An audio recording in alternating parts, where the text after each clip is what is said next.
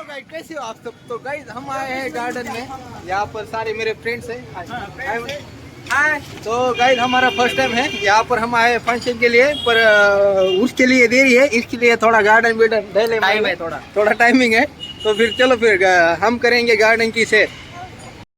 यहाँ पर आप देख सकते हो, एंट्री हुई नहीं, ये ऐसा माहौल यहाँ पर गार्डन सा चारों ओर। मेरे फ्रेंड बड़े मूड में यहाँ पर आप देख सकते हो, बड़े बड़े पेड़ और बड़े बड़े पेड़ है और नारियल के पेड़ है और नारियल के पेड़ भी ज्यादा है, बहुत सारे। और शो के कितने सारे बच्चे हैं, ज्यादातर बच्चे हैं, बड़े बच्चे यहाँ पर सब देखने को मिलेगा। एंगल तो बहुत सारे, हैं। बहुत बड़े बच्चे हैं इधर, बहुत सर हम जाएंगे सीधा और वहाँ पर देखेंगे कुछ बैठने के लिए कुछ जगह है क्या। यहाँ पर देख सकते हो बच्चे कितने एंजॉय कर रहे हैं। अगर आपके बच्चे हो तो यहाँ पर लाइएगा, बढ़िया वाला यहाँ पर। हे झोपा खेळून दाखव बरं येतं। यहाँ पर झूला है और ये क्या है, ये अर्थ है, अर्थ।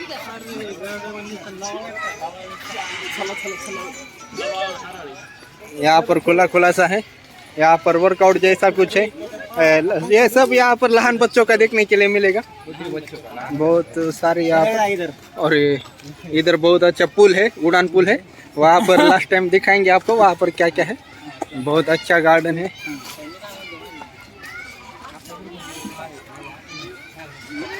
यहाँ पर एग्जिट डोर है दूसरा।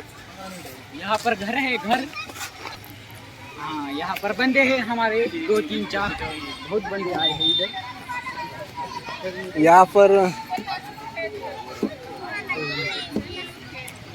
यहाँ पर मेरे रूममेट बैठे हैं, वहाँ पर इसी तरह के बहुत बढ़िया नज़ारा देखते हुए, नज़ारा बहुत बढ़िया यहाँ पर। और ये मेरे फ्रेंड्स यहाँ पर बैठे हैं। हाय फ्रेंड्स, काय बघायला तुम्ही मागून बघायला।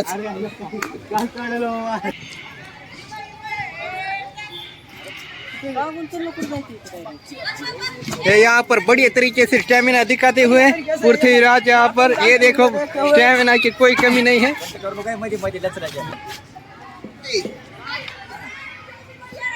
बच्चों के साथ हम भी खेलते हुए हम भी कुछ करेंगे।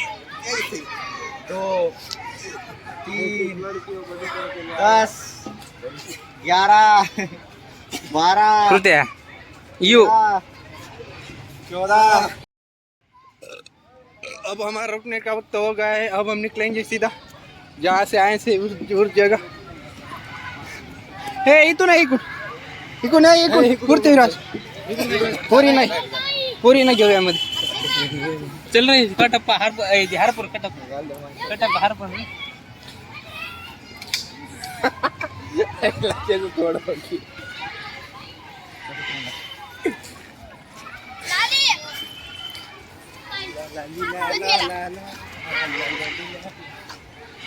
हम जाएंगे दूसरी जगह से। मुकुंदरा दाखव चला है का इधर मुकुंदरा है क्या? नहीं अंदर से दिखाओ ना अभी।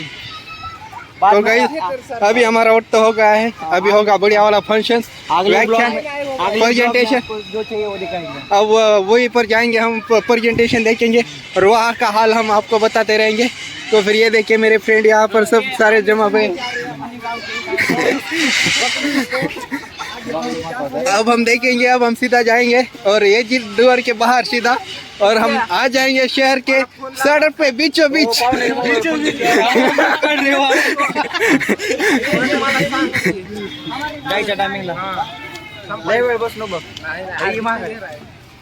और सगळेजण येलेत, मला वेळ आहे का काय भरला नाही।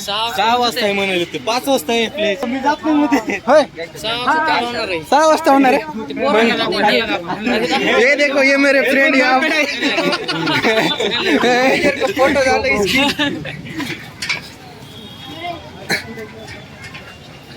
हम आ गए हैं गार्डन के बाहर, ये गार्डन ये बड़ी वाला।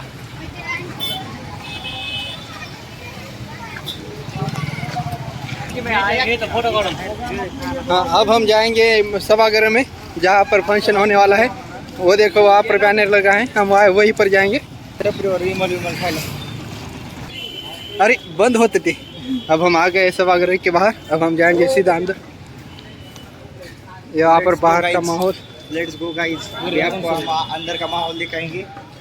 ये देखो यहाँ पर हम पहली सीढ़ी चढ़ते हुए, यहाँ पर ये एंट्री करते हुए दोनों डोर से कंफ्यूजन हो रहा है, इसलिए हम जाएंगे इसी डोर से। अरे भाई साहब बढ़िया वाला, यहाँ पर चारों ओर खाली सीटें पड़ी हुई है, अपनी अपनी सीटें पकड़कर यहाँ पर बैठे रखे।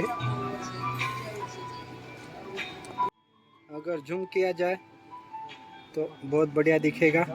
अगर हम कहीं पर भी बैठ सकते हैं, तो हमें बड़ी आसानी से हमारे लिए स्पेशल सीट बुक किया बड़ी आसानी से दिखेगा, बहुत अच्छा वाला। तो अभी कार्यक्रम को देरी है। वेट अभी यहाँ पर जगह की एडजस्टमेंट करते हुए मेरे फ्रेंड यहाँ से देख रहे हैं, नज़ारा अच्छा लगेगा क्या।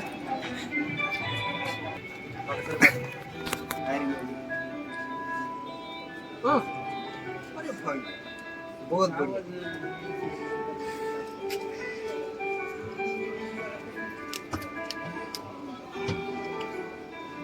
बरी जायचं हेलो चलो हम जाएंगे सेकंड फ्लोर पर। ये वाला रास्ता यहाँ पर सेकंड फ्लोर पर क्या है? सेकंड वो जगह है बैठने के लिए आ जाओ। अरे बसायला जागा आहे तिथं।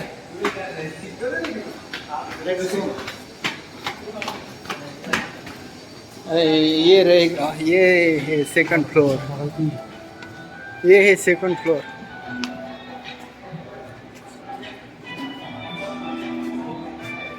पण इथं पंखे वगैरे नाही काही, तो दोनों आहेत फ्लोर। अगर हम विंडो से बाहर देखेंगे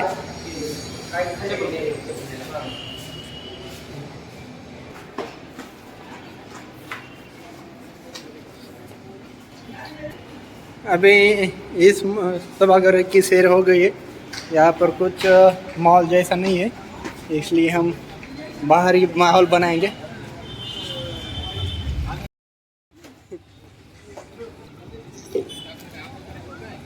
हमारा टीपी कर हो गया है गाइस, हमारा टीपी कर हो गया है। अब हम जाएंगे सीधा अंदर। आप देख सकते हो यहाँ पर भीड़ होने लगी है और अभी शो चालू होने वाला है। अभी शुरुआत ही यहाँ पर होगी बढ़िया वाली। अब हम बढ़िया तरीके से हम प्रेजेंटेशन देखेंगे और मज़ा लेंगे बढ़िया वाला।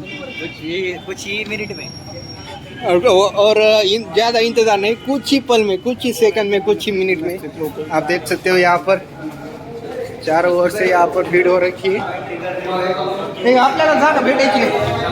अब हम एंट्री करेंगे।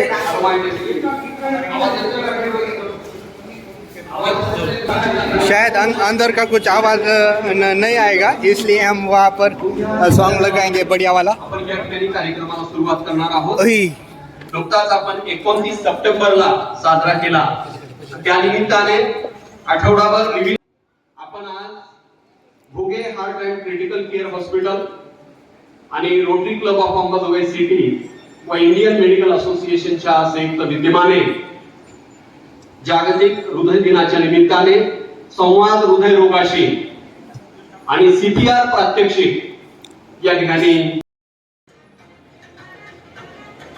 लई चमकायला बसतं बघा।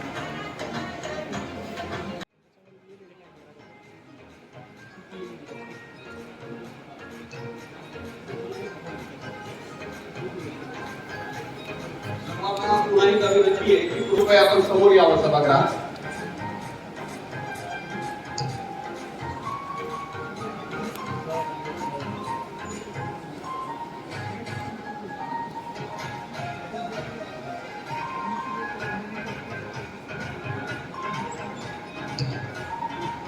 संवाद हृदय रोगाशी CPR प्रात्यक्षिक।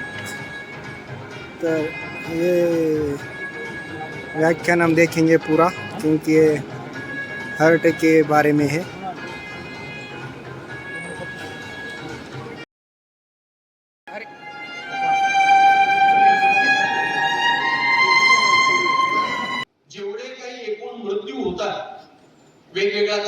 वेगवेगळ्या डिसीजनं, त्याच्यापैकी 33% मृत्यू हे हृदयविकारावर होतात. Super super. दरवर्षी अॅन्युअली 2.25 कोटी रुग्ण हे हृदयविकाराने मृत्यू पावतात जगभरामध्ये. हृदयविकाराची ही समस्या जगामध्येच गंभीर बनलेली आहे आणि त्यामुळं आपण काळजीपूर्वक काही प्रतिबंधात्मक उपाय योजून आपल्या लाईफस्टाईल मध्ये बदल करून निश्चितच याच्यावर मात करू शकतो. परंतु त्या दृष्टिकोनातून सर्वांना सजग करणं, त्या दृष्टिकोनातून जनजागरण करणं हे आवश्यक आहे. आणि म्हणूनच जागतिक पातळीवर हृदय रोग दिन साजरा केला जातो.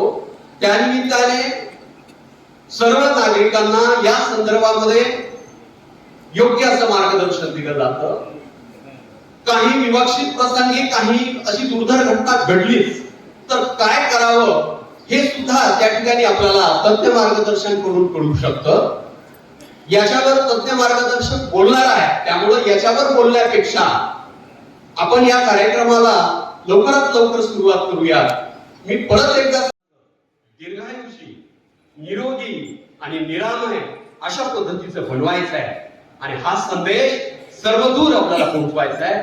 आजच्या या कार्यक्रमात हृदयाची काळजी घेणारे, हृदयाला जपणारे, हृदयावर उपचार करणारे असे मान्यवर आहेत. दुसरे मान्यवर आहेत आपल्या आंबेजोगाईकरांच्या संपूर्ण परिसरातील नागरिकांच्या हृदयावर विराजमान झालेले आपले लोकप्रतिनिधी, आपल्या सर्वांची हृदयपूर्वक सेवा करणारे रोटरी परिवारातील आपल्या सर्वांना या ठिकाणी जोडलेला आहे. आणि म्हणून हे आपलं हृदय सशक्त आणि निरोगी, मजबूत आणि कणखर या ठिकाणी बनलं पाहिजे. आणि त्या हृदयातून स्रवणारं रक्त हे सळसळणारं या देशासाठी आणि या मातीसाठी झटलं पाहिजे. आणि म्हणून या हृदयाला या ठिकाणी सलाम करून, या सर्व मान्यवरांच्या हृदयाला सलाम करून त्यांचा आपण सर्वांच्या वतीने या संजय कुमार शिंदे असं सरांचं नाव आहे.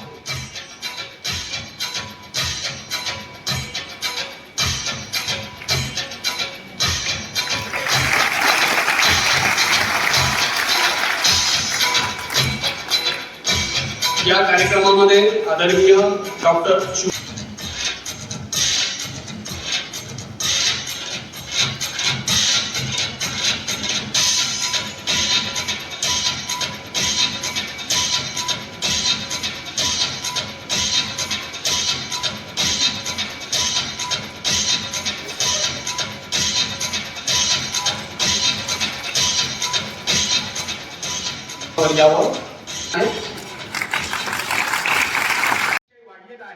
आणि विशेषतः कमी वयामध्ये हार्ट अटॅक आणि तत्सम आजाराचं प्रमाण अतिशय वाढलेलं आहे आणि ही खरोखरच अतिशय चिंतेची आणि गंभीर बाब आहे.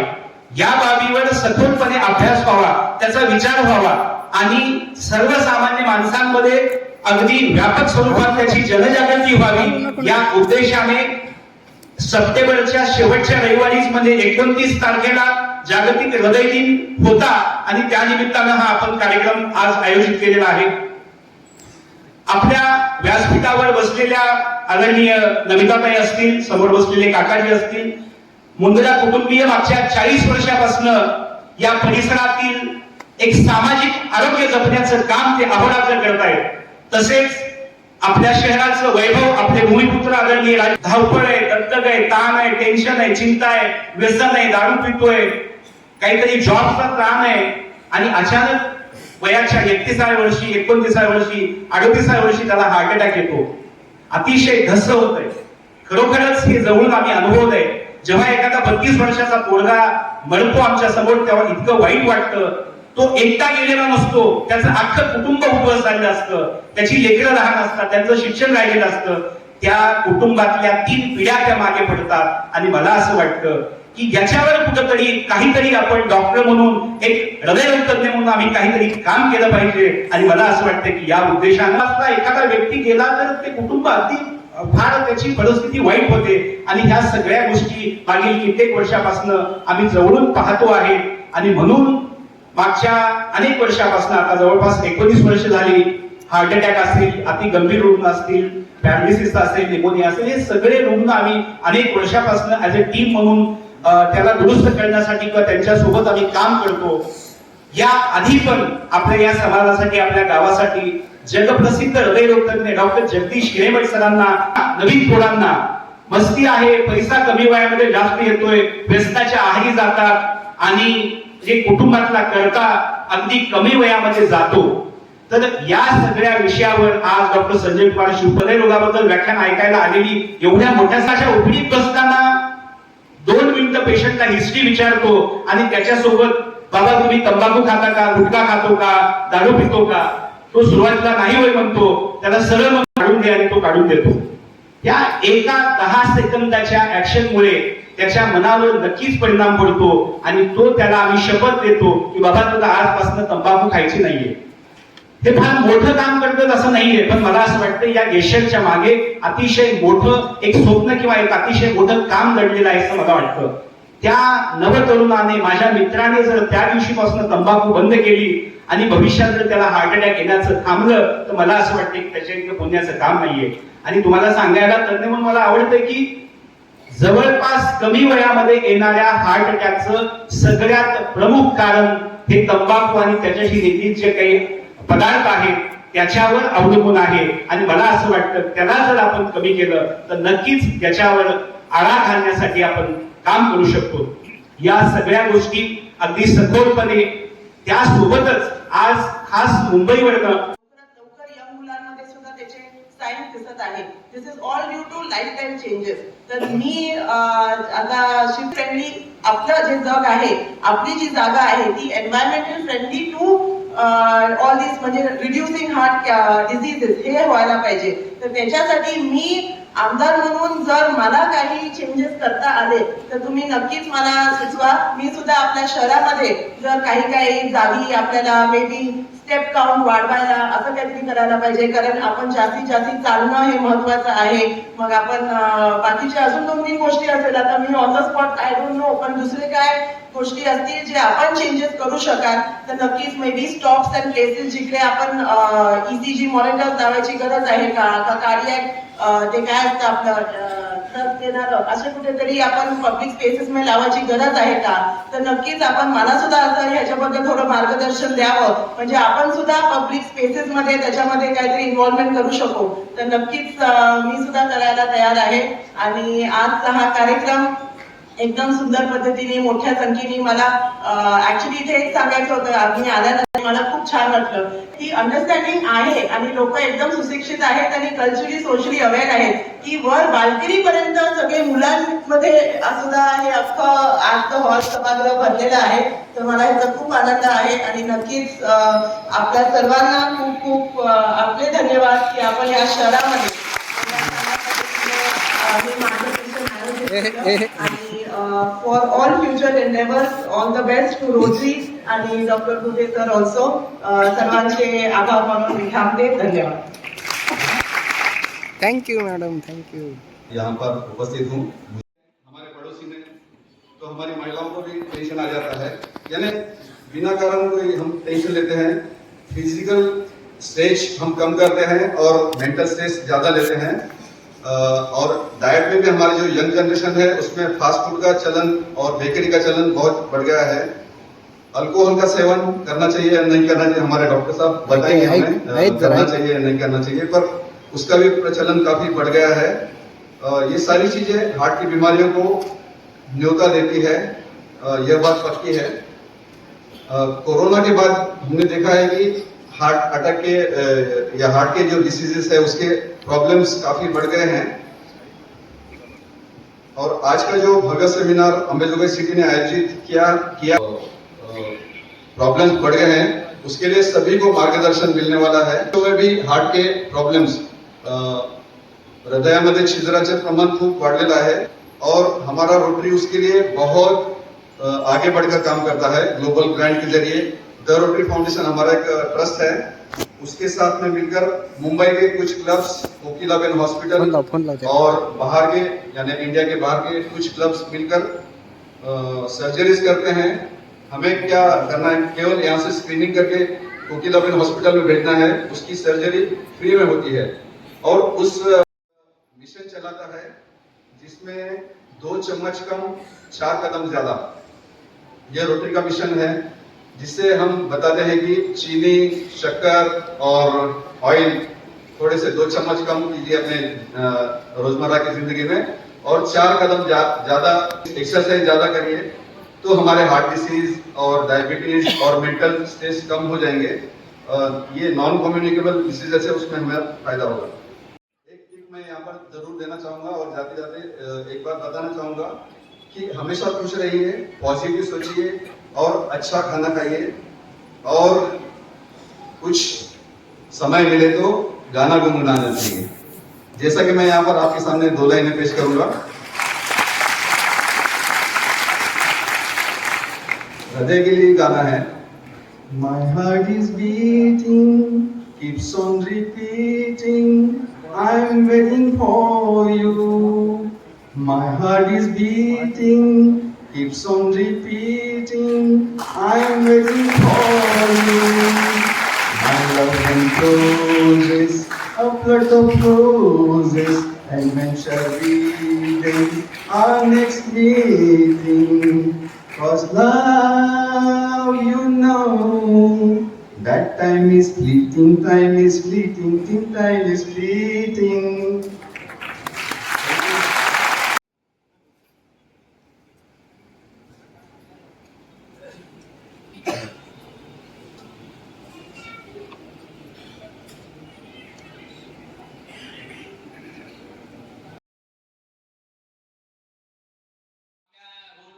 ऍक्टिंग करतायत आणि त्यांनी सगळ्यांना नमस्कार केलाय, आणि असं करत असताना ना अचानक त्यांच्या छातीमध्ये दुखायला लागलं। ही घटना दिल्लीमध्ये घडलेली, मला आता रिसेंटली माहित नाही, खूप व्हायरल झालेला हा व्हिडिओ। आणि त्याच्या हातामध्ये हात त्यांनी हृदयावर ठेवलाय बघा, आणि हात हृदयावर ठेवून बॅक स्टेज मध्ये चालले। बेसिकली काय झालं, बॅक स्टेज मध्ये गेल्यावर त्यांना सडन कार्डियक हार्ट अटॅक आला। पूर्वी झारखंड मध्ये घडली होती वाटतं। हे मारुती आहेत, ते पात्र करणारा तो रामाच्या पाया पडायला चाललाय आणि अचानकच तिथे पडला। लोकांना वाटलं की काय झालं, हा अशी काय ऍक्टिंग करतोय, म्हणजे कळायला एक 10-20 सेकंद 30 सेकंद लागले की हा सडनली का पडला। तर बेसिकली त्याचं सडन कार्डियक अरेस्ट, म्हणजे त्याचा हार्ट अचानक बंद झालं होतं। त्या अशा प्रकारच्या घटना आपल्याला प्रगती केली। हा एक लाईव्ह फुटबॉल मॅच चालू आहे, आणि ही फुटबॉल मॅच चालू असताना हा खेळाडू जो आहे ना, तो फुटबॉल चालू असताना अचानक क्रॅश झाला। तुम्ही जर पहा व्यवस्थित, तो तिथे पडलाय अचानक, आणि त्याच्या बाबतीत एक खास गोष्ट काय होती की त्याच्यामध्ये एक ऍडव्हान्स पेसमेकर ज्याला केलं, त्याला एक झटका बसलेला दिसतोय का सगळ्यांना? त्याचा हात पाय असा एकदम हल्ला बघा, हल्लेला दिसतोय ना, तर त्याला एक शॉक बसला। हा जवळपास 50 जूनचा शॉक होता, आणि त्यानंतर तो उठून बसला तो, आणि ती मॅच नाही खेळली, परंतु नंतर तो आज फुटबॉल खेळतो। इतकं मेडिकल सायन्स, तर 70 ते 80% हृदयरोग पूर्णपणे टाळले जाऊ शकतात। म्हणून वर्ल्ड हार्ट फेडरेशन दरवर्षी जवळपास 29 सप्टेंबरला जागतिक हृदय दिन साजरा करते।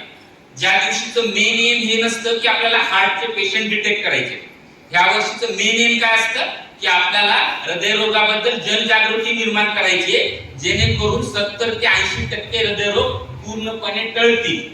आणि जर समजा हे सगळं फॉलो करून सुद्धा आपल्याला हार्टचा अटॅक आला तर आपण त्याला घाबरून जाऊ नये। इथं बरेचसे माग विद्यार्थी बसलेले आहेत, वरती लॉबी मध्ये दिसतात मला।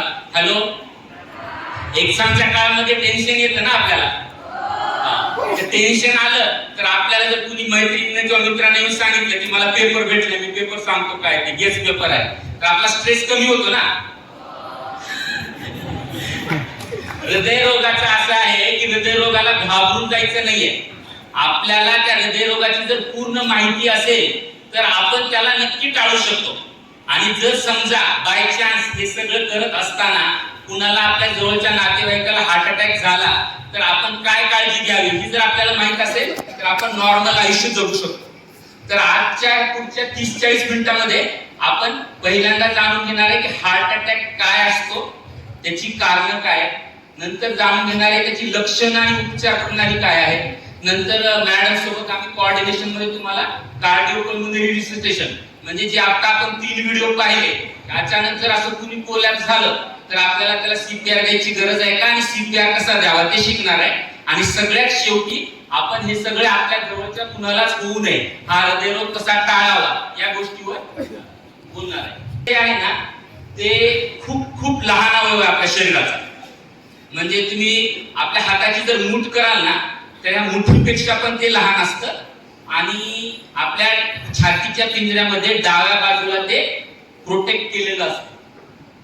ह्याचं वजन हार्डली 500 ग्राम असतं, अर्धा किलोपेक्षा कमी. आणि काम किती करतं? एका मिनिटाला जवळपास 5 लिटर म्हणजे जवळपास 5 किलोच्या इतकं रक्त ते आपल्या शरीराला देत असतं. तुम्ही इमॅजिन करू शकता की तुमच्या वजनापेक्षा 10 पटीनं वजनाचं काम तुम्हाला दर मिनिटाला करायचं.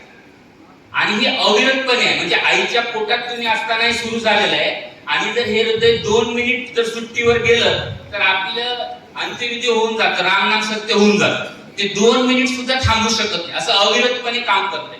तर आपल्या शरीराच्या सर्व अवयवापैकी त्या अवयवाला म्हणून सगळ्यात जास्त महत्व आहे. आणि आपण त्याला प्रोटेक्ट करण्यासाठी बऱ्याच गोष्टी करणं गरजेचं आहे. तर आज आपल्याला हे जाणून घ्यायचं की काय करावं आपल्याला. आपण आपली मोबाईलचं स्क्रीन सेफ ठेवण्यासाठी स्क्रीन गार्ड लावतो, किंवा गाडीला दर 5-10 हजार किलोमीटर झाल्यानंतर सर्व्हिसिंग करतो. तर आपण आपल्या हार्टसाठी असं काही करतो का, हे आपल्याला जाणून घ्यायचं. तर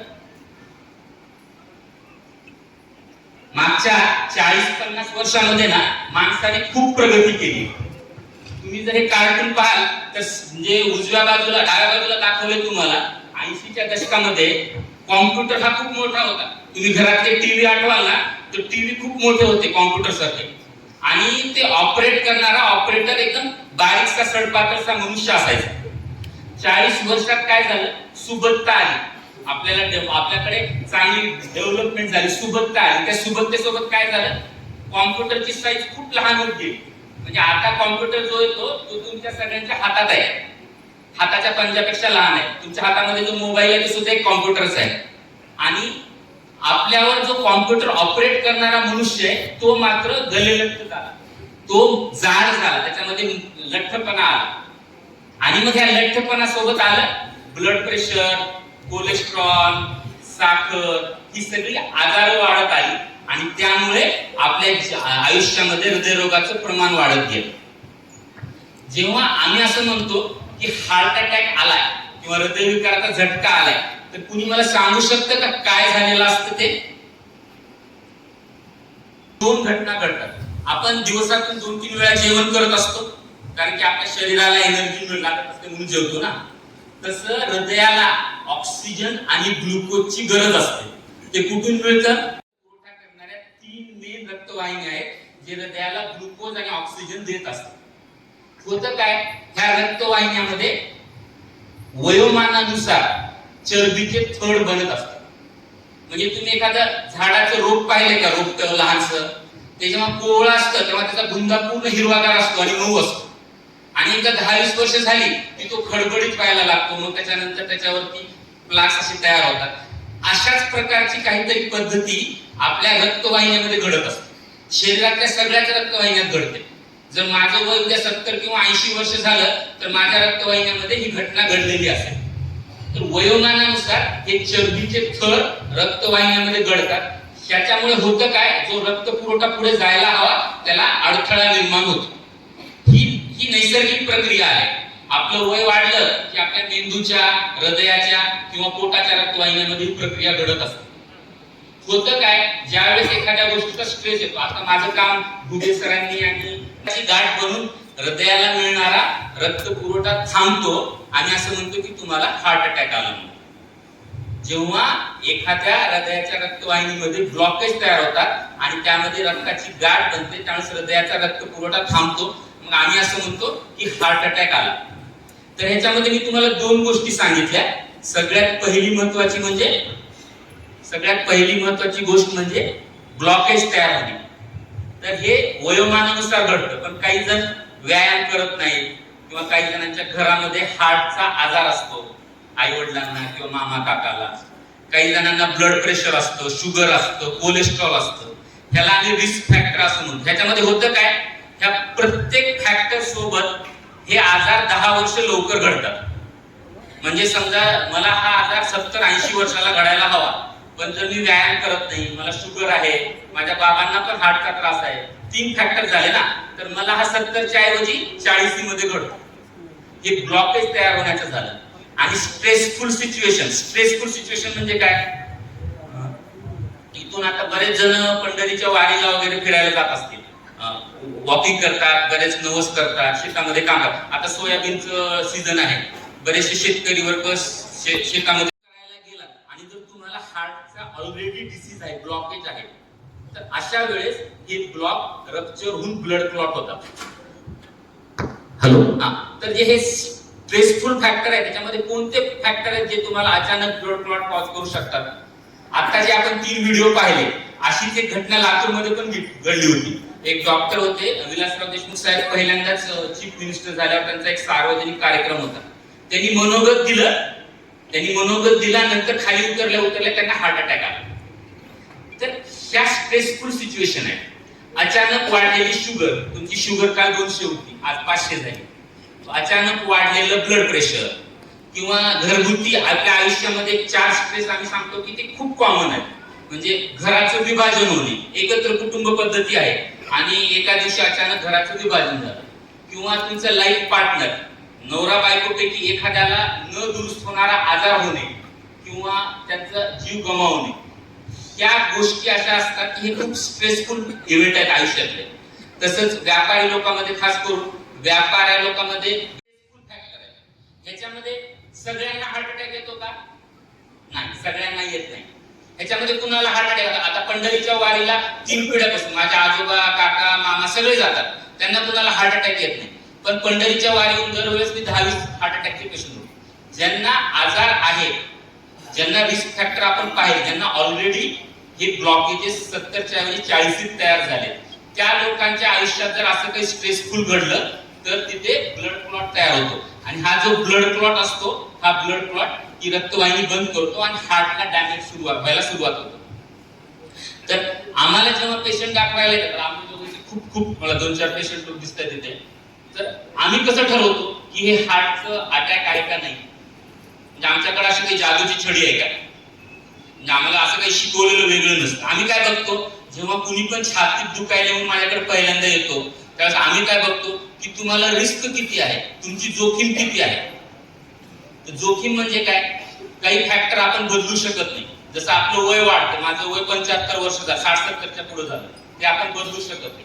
किंवा माझ्या आई बाबांना हार्ट अटॅकचा त्रास आहे किंवा पॅरालिसिसचा त्रास आहे, हे फॅमिली हिस्ट्री आहे, ही आपण बदलू शकत नाही. न बदलणारे रिस्क फॅक्टर आहेत आणि काही बदलणारे रिस्क फॅक्टर आहेत जे आपण मोजू शकतो. म्हणजे ब्लड प्रेशर आहे, शुगर आहे, कोलेस्ट्रॉल आहे, थायरॉइड आहे, हे सगळे फॅक्टरची आम्ही सांगड घालतो.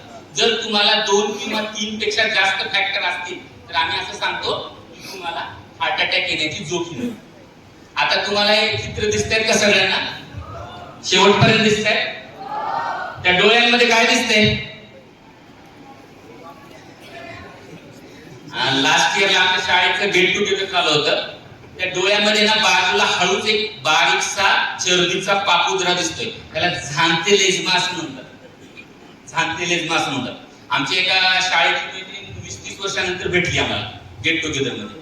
चष्मा काढला तर बघितलं तर तिच्या डोळ्यामध्ये असो चरबीचे थर आहेत. हे बाहेरून जेव्हा दिसतात ना, असेच थर तुमच्या रक्तवाहिनीमध्ये असतात. हे एक रिस्क फॅक्टर आहे. तर आम्ही तिला विचारलं सहज, आता आपल्या प्रोफेशनचं एक डिमांड म्हणून मी तिला म्हणलं, आता तुझ्या घरामध्ये कुणाला हार्ट अटॅक आहे का? ती म्हणे आमच्या 7 पिढ्यामध्ये कुणालाच नाहीये. आम्ही तरी म्हणलं की बरं नाही, तू चेक करून घे, तुझ्या डोळ्याला असं दिसतंय, काहीतरी प्रॉब्लेम असतो. एक 15 दिवसानंतर ना तिचा पहाटे 4 वाजता फोन आला मला की तिचे वडील रात्री झोपेमध्ये हार्ट अटॅकनं शांत झाले. म्हणजे ते घरीच शांत झाले. तिची आई बाजूला झोपली होती. तुम्ही आताचा व्हिडिओ पाहिलेला आठवतंय? बाजूच्या माणसाला कळत नाही, हार्ट अचानक काही झालं, स्टॉप झालं ना, तर ती त्याच स्पॉटवर झोपली होती, तिला उलगडलं नाही आणि सडन कार्डियक डेथ झालं त्यांचं सकाळी.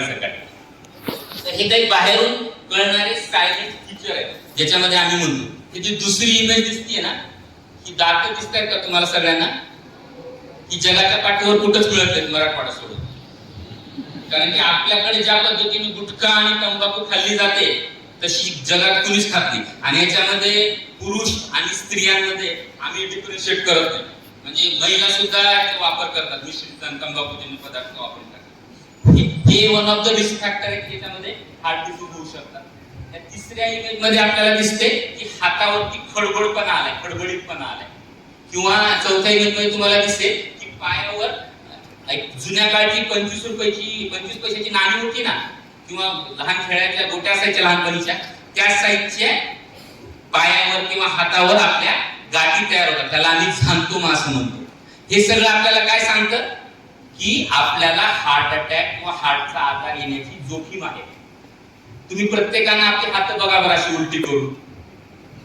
तुम्हाला ती काळी दिसतायत का? ह्या इमेज मध्ये दिसल्यासारखं का क्लिअर दिसतायत? ते काळवटपणा दिसतोय का तुम्हाला? नाही दिसतंय ते चांगली गोष्ट आहे. हा काळवटपणा काय सांगतो? हा इंडियन लोकांमध्ये प्युअर व्हेजिटेरियन आहे, मिल्क पण घेत नाही, अशा लोकांमध्ये खूप कॉमन असतो. हे B12 डिफिशियन्सीचं साईन आहे. ह्याच्यामध्ये आपल्याला होमोसिस्टिन आणि हे काही पॅरामीटर चेक करायचे असतात, ज्यामध्ये ब्लड क्लॉट बनण्याची टेंडन्सी असते. तर आपण एवढं सगळं विचार का करतोय? का बरं एवढा विचार करतोय? कारण की भारतीय लोकांना ना टेंडन्सी आहे हार्ट डिसीज. 10 मध्ये एकाला हार्ट अटॅक येणार आहे, इतकं जास्त इन्सिडन्स आहे. का बरं आहे असं? भारतीय लोकांना रिस्क का बरं आहे? तुम्ही जर US युरोपचा ट्रेंड पाहाल तर हार्ट डिसीज कमी होत चाललाय, तिकडे कमी होत चाललाय, भारतात वाढत चाललाय. ह्याचं मेन कारण काय माहितीये का? भारतीय लोकांची जेनेटिक रिस्क आहे, त्यांची उंची कमी असते. हाईटला आपण कमी आहे, पुरुषांची उंची 5.5 आणि महिलांची 5 ही ऍव्हरेज आहे आपल्याकडे. दुसरं, आपल्या रक्तवाहिन्या लहान आहेत. आम्ही जे स्टेंट टाकतो ते 3-3.5 मिलीमीटरचे असतात, पण जे US युरोपमध्ये ते 4-5 मिलीमीटरचे असतात. आपल्या रक्तवाहिन्या खूप लहान साईजच्या आहेत. तिसरं, आपलं डाएट जे आहे, महिलांना समजेल की डाएट मध्ये कार्बोहायड्रेट खूप जास्त असतं, पांढरे पदार्थ. म्हणजे आपल्या डाएट मध्ये 80% आसपास कार्बोहायड्रेट असतं. त्यामुळे जी चरबी डिपॉझिट होते, जो जाडपणा येतो, तो पोटावर येतो आपल्या सगळ्यांच्या. सो हे सगळे रिस्क फॅक्टर असल्यामुळे आपल्यामध्ये इंडियामध्ये याचं प्रमाण जास्त झालेलं आहे. मग कसं कळायचं की हार्टची लक्षणं काय आहेत ते? समजा तुम्ही रोज एक अर्धा तास वॉक करता, किंवा गृहिणी घरातली कामं करतायत रोज, जी कामं तुम्ही रोज करता, किंवा तुमच्या घराला 2 मजले चढून जायचंय, किंवा तुम्ही शेताला किंवा कॉलेजला जाताना 1.5 किलोमीटर रोजचं चालणं होतं. जी ऍक्टिव्हिटी तुम्ही रोज करता ती करत असताना जर तुमचा डावा हात किंवा खांदा जड पडला, छातीला किंवा पाठीला जर दगड ठेवल्यासारखं वाटलं, दगड किंवा धोंडा ठेवल्यासारखं वाटलं, तर आम्ही काय म्हणतो की हे अंजायना, हे हार्टचं लक्षण. म्हणजे ऍक्टिव्हिटी केल्यानंतर हे वाढतं. आणि दुसरी सगळ्यात महत्वाची गोष्ट जी सगळ्यांना माहित पाहिजे ती ही की आपण थांबल्यानंतर ही लक्षणं थांबतात. म्हणजे आपण मित्रांसोबत चालायला लागलो आणि आपल्याला जर छाती दुखलं, आपण थांबलो, ते जर थांबलं तर 90% चान्स आहेत की हे हार्टची लक्षणं आहेत म्हणून. तर सगळ्यात महत्वाचं आहे की एक्झर्शनल पे आणि ती थांबल्यानंतर थांबतं, ह्याला आम्ही अंजायना असं म्हणतो. माझ्याकडे एक पेशंट होते, खूप चांगले शिक्षक होते ते. त्यांना ना जेवल्यानंतर त्यांची अक्कलदाढ दुखायची, अक्कलदाढ. मग त्यांनी पहिल्यांदा दाखवलं, अक्कलदाढ दाखवली, ते म्हणे नाही दाढेमुळे आहे. ते थोडे रिलक्टंट होते, काढून घ्यावी न घ्यावी. मग 2-3 डेंटिस्टला दाखवलं. आपले काळे सर बसलेले, त्यांना समजेल मी काय सांगतोय ते, की दाढ दाखवली तिघांनी म्हणली काढून टाका. मग त्यांनी दाढ काढून टाकली. मग आता त्यांचा जबडा दुखायला लागलाय. दाढ काढल्यानंतर त्यांचं जेवल्यानंतर जबडा दुखत होता. त्यांच्यासाठी प्रॉब्लेम काय होता? मग त्यांनी त्याचा जबडा कमीच होत नाही. मग त्यांना कोणीतरी मित्रांना सांगितलं बाबा की नाही रे, हे हार्टचं पण असू शकतं, तुम्ही स्ट्रेस टेस्ट करून घ्या, पट्ट्यावर पळून बघा. त्यांची स्ट्रेस टेस्ट केली तर त्यांची स्ट्रेस टेस्ट पॉझिटिव्ह होती. त्यांना बेसिकली 3 पैकी एका रक्तवाहिनीमध्ये 99% ब्लॉक होता. आम्ही तो स्टेंट काढून काढला आणि त्याचा जबडा आता दुखायचा थांबलाय. त्याच्यामध्ये मेन काय होतं? जेवण करणं ही त्यांच्यासाठी ऍक्टिव्हिटी होती. जे आता आपल्या घरी आजी आजोबा आहेत, 70-80 वर्षाचे आजी आजोबा आहेत, जे बाथरूम संडासला जाऊन जोर करतात, त्यांच्यासाठी ही फिजिकल एक्झर्शन आहे, त्यांच्यासाठी ऍक्टिव्हिटी आहे की लघवी संडासला जाऊन जोर करणं. जुन्या काळचे लोक म्हणायचे जर तुमचं पोट व्यवस्थित साफ झालं, पोटभर जेवलं, शांत झोप आली तर तुम्हाला कुठला आजार नाही. तर जर तुम्ही स्ट्रेन केलं, लघवीला संडासला जोर केला आणि जर घाम आला किंवा छातीत जडपणा आला तर ते हार्टचं लक्षण आहे. ही लक्षणं सोबत आपल्याला धाप लागू शकते, घाम येऊ शकतो किंवा डोळ्याला अंधारी येऊ शकते. महिलांमध्ये ही लक्षणं खूप वेग असतात, म्हणजे त्यांना नुसतं चक्कर येणं किंवा कसतरी वाटणं किंवा आपल्या भागामध्ये बऱ्याच वेळा म्हणतात की वायगोळा आलाय, वायगोळा आलाय. आम्ही म्हणतो वायगोळा चालल्यावर काही काम केल्यावर जर येत असेल ना तर तुम्ही हार्टची तपासणी करून घेणं गरजेचं आहे. जर अशी लक्षणं काहीच न करता बसल्या जागी आली, म्हणजे मी चाललोच नाही, सकाळी झोपेतून उठलो आणि मला बसल्या जागीच हे सगळं असं व्हायला लागलंय, तर आम्ही काय समजतो? मग असं जर असेल तर आपल्या घरामध्ये 2 इमर्जन्सी औषधं असणं गरजेचं आहे. एक म्हणजे डिस्प्रिन किंवा इकोस्प्रिन. जर 5 मिनिट झाले तुम्ही थांबलाय आणि तरी पण तुम्हाला असं लक्षणं जाणवत आहेत तर तुम्हाला एक अर्धी डिस्प्रिन किंवा 2 इकोस्प्रिन गोळ्या चावून खाव्या लागतात. हे तुमचं जीव वाचू शकतं, कुणाचाही जीव वाचू शकतो जर अशी काही लक्षणं आली तर. त्याच्यासोबतच एक सॉर्बिट्रेट नावाची गोळी येते जी आम्ही जिभेखाली ठेवा म्हणून सांगतो. आता आम्ही डॉक्टर असल्यामुळे ह्या गोळ्या सोबत बाळगतो, पण ह्या गोळ्या प्रवासामध्ये सिनियर सिटीजननी आणि घरामध्ये असणं गरजेचं आहे. पहिली आहे डिस्प्रिन आणि दुसरी आहे सॉर्बिट्रेट. जर तुम्हाला मी सांगितलेल्या लक्षणापैकी कुठलंही लक्षण 5 मिनिटापेक्षा जास्त आहे तर तुम्हाला ह्या दोन्ही गोळ्या खायच्या आहेत आणि ह्या दोन्ही गोळ्या खाऊन स्वतः न चालता जाऊन आपला ईसीजी म्हणजे हृदयाची पट्टी, छातीची पट्टी आणि आम्ही एक ट्रोपोनिन नावाची रक्ताची टेस्ट सांगतो. तुम्हाला आता हार्ट अटॅकचा व्हिडिओ पाहायला आठवतोय का की रक्तवाहिनी बंद झाली? 2 गोष्टी सांगितल्या ना मी, ब्लॉकेज तयार झाले आणि ब्लड क्लॉट झाला. ब्लड क्लॉट झाल्यावर रक्त पुरवठा बंद झाला ना तर त्या सेलला डॅमेज, मसलला डॅमेज व्हायला लागतात, ते स्नायू कमजोर व्हायला लागतात हृदयाचे आणि ते कमजोर झाल्यामुळे रक्तामध्ये काही द्रव्य सोडली जातात. ती द्रव्य आम्ही रक्त चेक करून बघतो की अशी काही द्रव्य रक्तामध्ये आहे का, त्याला आम्ही ट्रोपोनिन असं म्हणतो.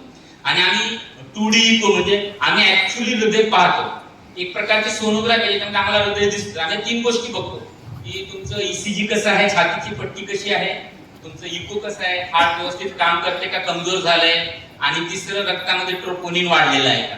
या 3 पैकी एक जरी गोष्ट पॉझिटिव्ह असेल तर तुम्हाला तुमचे तज्ञ डॉक्टर ऍडमिट होण्याचा सल्ला देतात की तुम्ही 24 तास ऍडमिट होऊन जावा, तुम्हाला ही हार्टची लक्षणं वाटतात किंवा हार्ट अटॅकची लक्षणं वाटतात.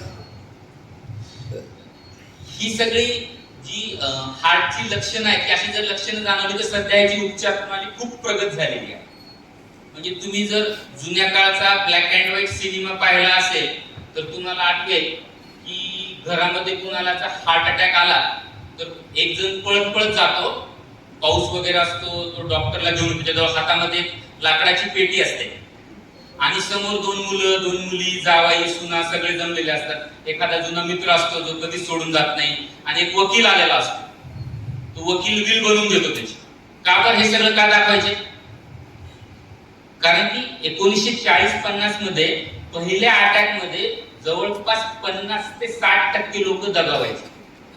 दोघांना जर अटॅक आला त्यातला एक जण दगावायचा, इतकी जास्त मॉर्टॅलिटी किंवा डेथ होती पहिल्या अटॅक मध्ये.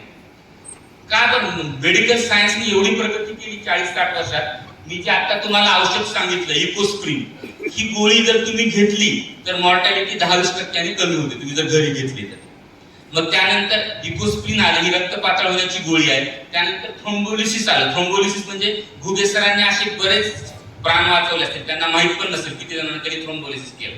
एक इंजेक्शन आहे, ब्लॉकेज हळूहळू तयार होतात ना, एक 10 वर्ष, 20 वर्ष, 25 वर्ष, मग वेळ आहे ना भरपूर आपल्याला.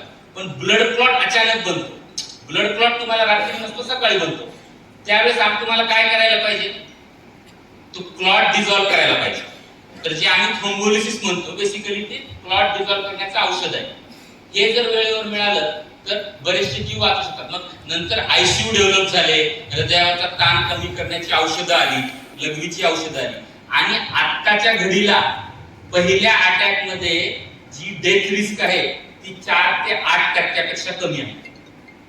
तुम्हाला जर कुठल्या नातेवाईकांनी किंवा कुणी जर असं म्हटलं की नाही हार्ट अटॅक मध्ये जीव गमावला, जीव गेला, तर पहिला प्रश्न काय असतो? अरे त्याला कुठे ऍडमिट केलं नव्हतं का? त्याची अँजिओग्राफी किंवा अँजिओप्लास्टी बायपास केली नाही का? आता आम्ही असे बरेच पेशंट पाहतो की जे हे सगळं करून मॅरेथॉन पळतात, स्विमिंग करतात, सगळी आपली कामं करतात, तर ही जी डेथ रिस्क आहे जी आम्ही औषधावर 8% आणली असं सांगतो. 8%.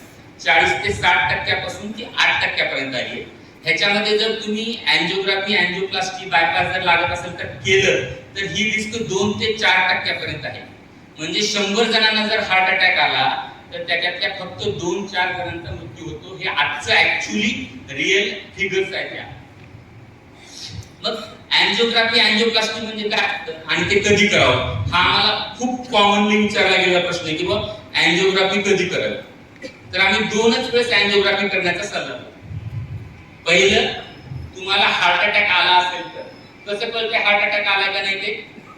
तुम्ही जर मागची स्लाइड आठवाल, तुमच्या रक्तामध्ये ट्रोपोनिन वाढलेला आहे किंवा तुमच्या ईसीजी आणि इको मध्ये बदल आहे तर आम्ही म्हणतो की हार्ट अटॅक आला. तर हार्ट अटॅक आला असेल तर आम्ही काय सल्ला देतो, त्याच्यामध्ये क्लॉट अचानक आता बनलाय तर अशा वेळेस जितकं लवकर शक्य आहे तेवढा अँजिओग्राफी करून बघावं. आणि दुसरं असतं स्ट्रेस टेस्ट, म्हणजे पट्ट्यावर पळतानाची टेस्ट पॉझिटिव्ह आली असेल, टीएमटी असं म्हणतो. म्हणजे जर कुणी पेशंट आला आणि मला म्हणला की मी 2 किलोमीटर चालल्यावर मला छातीत दुखतंय आणि थांबल्यावर थांबते, तर ईसीजी जर नॉर्मल आहे तर आम्ही त्यांना स्ट्रेस टेस्ट करण्याचा सल्ला देतो. स्ट्रेस टेस्ट पॉझिटिव्ह असताना अँजिओग्राफी ही इमर्जन्सी नसते. आपण आपल्या वेळेनुसार 5-10 दिवसात, 15 दिवसात आपल्याला जिथं योग्य वाटतंय, ज्या डॉक्टरांकडे, ज्या हॉस्पिटलमध्ये आपली सोय होतीये तिथे जाऊन ते करू शकता. पण जर तुमचं स्ट्रेस टेस्ट पॉझिटिव्ह असेल तर तुम्हाला स्वतःला रेस्ट करायची. जोपर्यंत आपण चेक करून बघत नाही तर रेस्ट करायची. तर ह्या 2 गोष्टी सगळ्यात क्रुशियल आहे की आपलं स्ट्रेस, तर आम्ही सांगतो की तुम्ही लगेच अँजिओग्राफी करून घ्या. आणि जर स्ट्रेस टेस्ट पॉझिटिव्ह असेल तर आम्ही सांगतो की तुम्ही अँजिओग्राफी इलेक्टिव्हली करू शकता, तुमच्या सोयीनुसार करू शकता. अँजिओग्राफी मध्ये आम्ही काय करतो, एक डेमॉन्स्ट्रेशन आहे. उजव्या हाताची रक्तवाहिनी आहे, रेडियल आर्टरी म्हणतो. त्या हाताच्या रक्तवाहिनीमध्ये आम्ही हृदयापर्यंत जातो आणि हृदयाच्या रक्तवाहिन्याच्या त्याच्यात औषध टाकून बघतो की रक्ताची गाठ किंवा काही ब्लॉकेज आहेत का. ही एक तपासणी आहे, उपचार प्रणाली नाही. अँजिओग्राफी मध्ये आपल्याला ऍक्च्युली कळतं, बाहेरून जे आपण अंदाज लावतो की खरे किती, खोटे किती. सरांनी दिलेलं थ्रोम्बोलिसिस जे आहे त्याच्यामध्ये ब्लड क्लॉट डिझॉल्व्ह झालाय का नाही डिझॉल्व्ह झालाय, रक्तवाहिनीमध्ये ब्लॉकेज आहे का, किती आहे, किती रक्तवाहिन्यामध्ये आहे, तो किती % आहे, त्याला काढणं गरजेचं आहे का, अशा अनंत प्रश्नांची उत्तरं आम्हाला भेटतात अँजिओग्राफी केल्यानंतर. त्यामुळे जेव्हा पेशंट 2-3 प्रश्न विचारतात त्याच्यानंतर आम्ही अँजिओग्राफी केल्यावर बाकीच्या प्रश्नांची उत्तरं देतो. की मग आता मी फॉरेन टूरला जाऊ शकतो का, माझं रामेश्वरचं तिकीट आहे, मी तिकडे जाऊ का, बद्री केदारनाथ, हे अनेक प्रश्न असतात. त्या सगळ्यांची उत्तर आपल्याला अँजिओग्राफीवर कळतात. अँजिओप्लास्टी मध्ये आपण काय करतो, अँजिओप्लास्टी मध्ये बेसिकली इथे आम्ही आमचे रिसेंट झालेली केस दाखवली आहे. त्या पेशंटला एकच ब्लॉक होता, इथे 99% ब्लॉक होता आणि त्याला स्टेंट टाकून इथे आम्ही अँजिओप्लास्टी करून ओपन केलं. तर अँजिओप्लास्टी कधी करतो आम्ही, 1 किंवा 2 ब्लॉक असतील आणि 90% पेक्षा जास्त असतील तर आम्ही त्याला अँजिओप्लास्टी करण्याचा सल्ला देतो.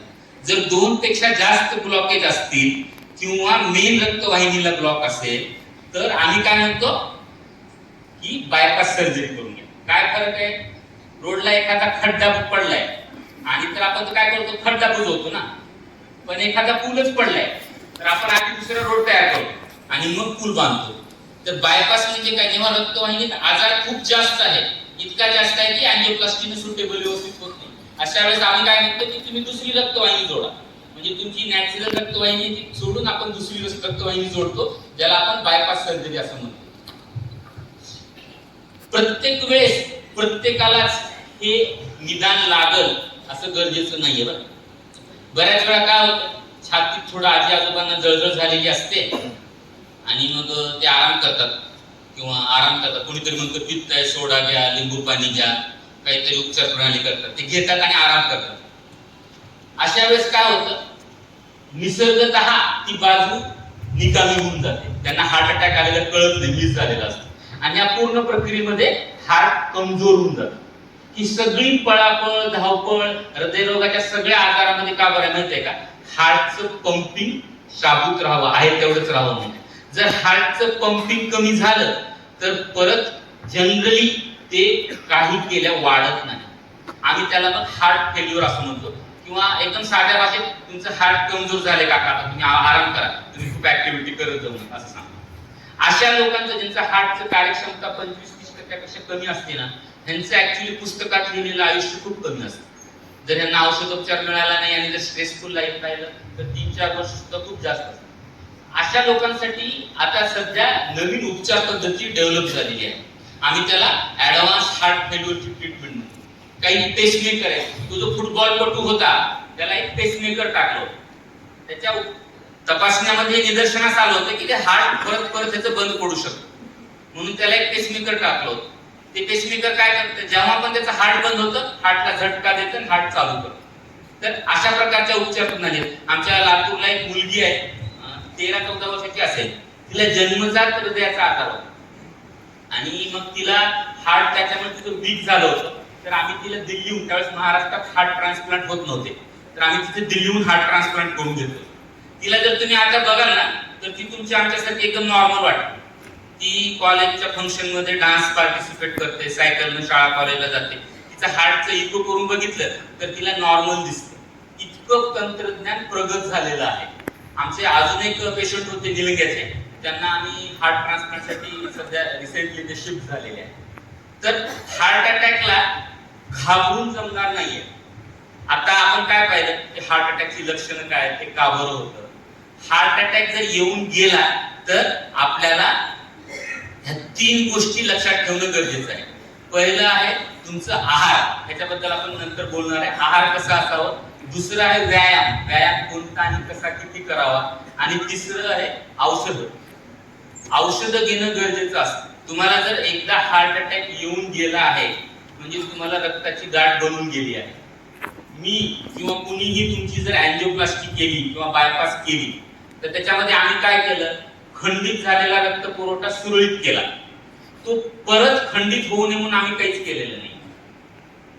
तुमची जीवनशैली चुकीची आहे, ती तुम्हाला बदलावी लागणार आहे.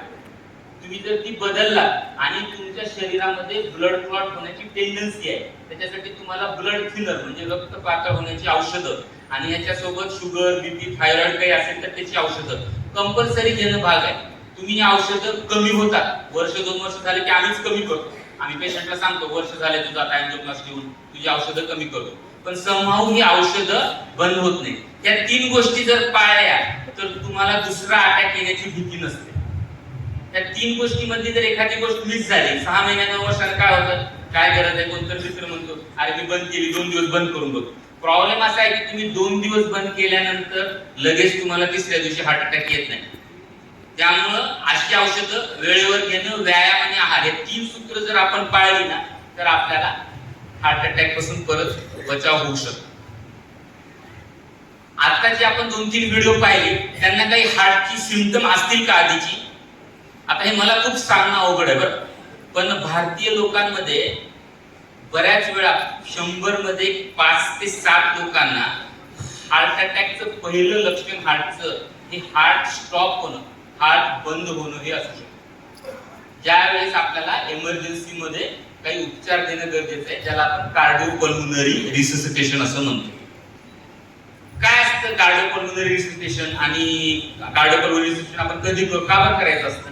बेसिकली जर असं तुमच्या समोर कोणी अचानक कोलॅप्स झालं आणि जर तुम्ही त्याला CPR देऊ शकला, त्याची छाती दाबून जर त्याचा हार्ट चालू ठेवण्याचा प्रयत्न केला तर त्याचे सस्टेन करण्याचे, जिवंत राहण्याचे चान्सेस 200 ते 300% म्हणजे 2-3 पटीनं वाढतात.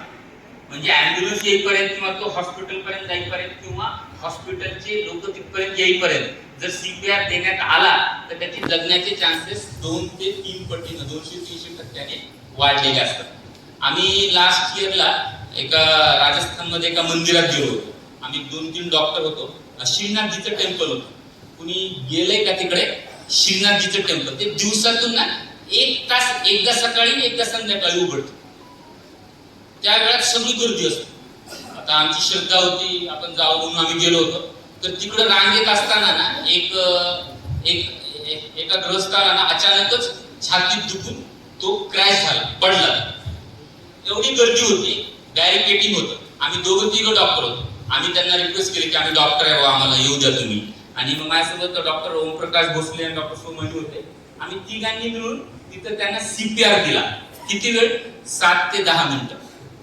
7 ते 10 मिनिटं CPR दिला आणि तो मनुष्य रिवाईव्ह झाला. म्हणजे 10 मिनिटांमध्ये तो परत जीवन झालं. खूप कॉमन आहे बरं. जर वेळेवर CPR भेटला तर बऱ्याच वेळा पेशंट जागा होतो आणि बोलायला लागतो, आणि हे त्याच्यासाठी लाईफ सेव्हिंग असतं. ही वेळ खूप महत्वाची आहे.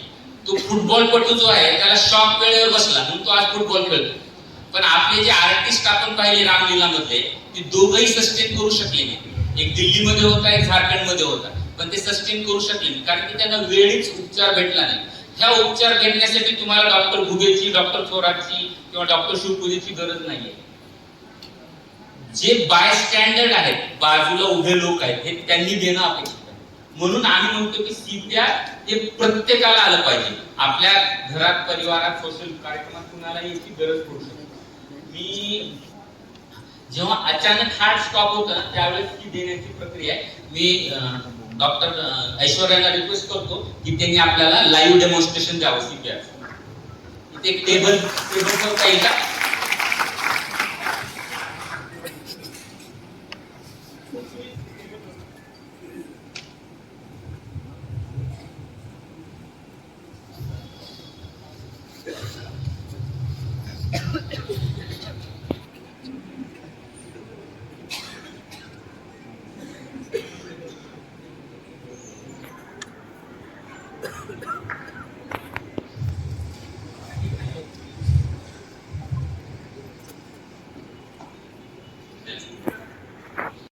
डॉक्टर ऐश्वर्या लाहोटी है। वो सबसे पहले मैं शिवभूषण सर को और रोड क्लब को क्यों बोलूँगी कि अगर आपको ये आ जाता है तो it is a life saving technique. अगर आप जैसे किसी को जान बचा रहे हो, जैसे माँ का दर्द सबसे ऊपर होता है, क्यों? वो जन्म देती है, तो वैसे ही अगर किसी की जान बचाते हैं तो वो एक दर्जा भी बहुत ऊपर होता है। हम लोग को क्यों डॉक्टर को भगवान बोलते हैं? क्योंकि हम बचाते हैं लाइफ, इसलिए भगवान से तुलना की है, राइट? तो CPR भी टेक्निक यही है। भले ही आपके पास डॉक्टर डिग्री नहीं है चलेगा, लेकिन अगर आपको CPR आता है, आप किसी को बचाते हो, CPR देते देते हॉस्पिटल तक पहुंचा रहे हो, तो आप जो काम करोगे वो ट्रिमेंडस रिमार्केबल रहेगा, उसकी तुलना भगवान की जितनी रहेगी। तो CPR है क्या एग्जैक्टली और कब दिया जाता है, पहले वो बेसिक बताओगे। पहली चीज ये, CPR हम तब देंगे जब कोई पेशेंट कार्डियक अरेस्ट में जाता है। अब ये कार्डियक अरेस्ट क्या है, ये बहुत ऐसे लग रहा होगा कि क्या है, क्या सुन रहे हैं हम। कार्डियक अरेस्ट, ये दो वर्ड है। कार्डियक मीन्स ये हार्ट से रिलेटेड रहता है, और अरेस्ट मीन्स जब हार्ट सडनली रुक जाता है कोई कारणवश। एक एग्जांपल दूंगी, अभी रिसेंटली कुछ सेलिब्रिटीज लाइक आपको राजू श्रीवास्तव पता है, सतीश कौशिक, इन लोगों की रिसेंटली डेथ हुई है, पता है? राजू श्रीवास्तव, सतीश कौशिक, है ना? सिद्धार्थ शुक्ला, जिम करते हुए उनकी डेथ हुई थी। ये क्यों हुआ? वो तो काफी यंग थे, यंग एज में हार्ट अटैक आया, कार्डियक अरेस्ट में गया और डेथ हो गई।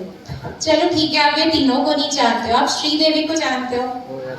हाँ, श्रीदेवी, चलो थैंक गॉड बच गई मैं। श्रीदेवी की डेथ कैसी हुई थी, एक थोड़ा सा बताती हूँ कि उनका वो पानी में ड्राउन हो गया, उनकी डेथ हो गई।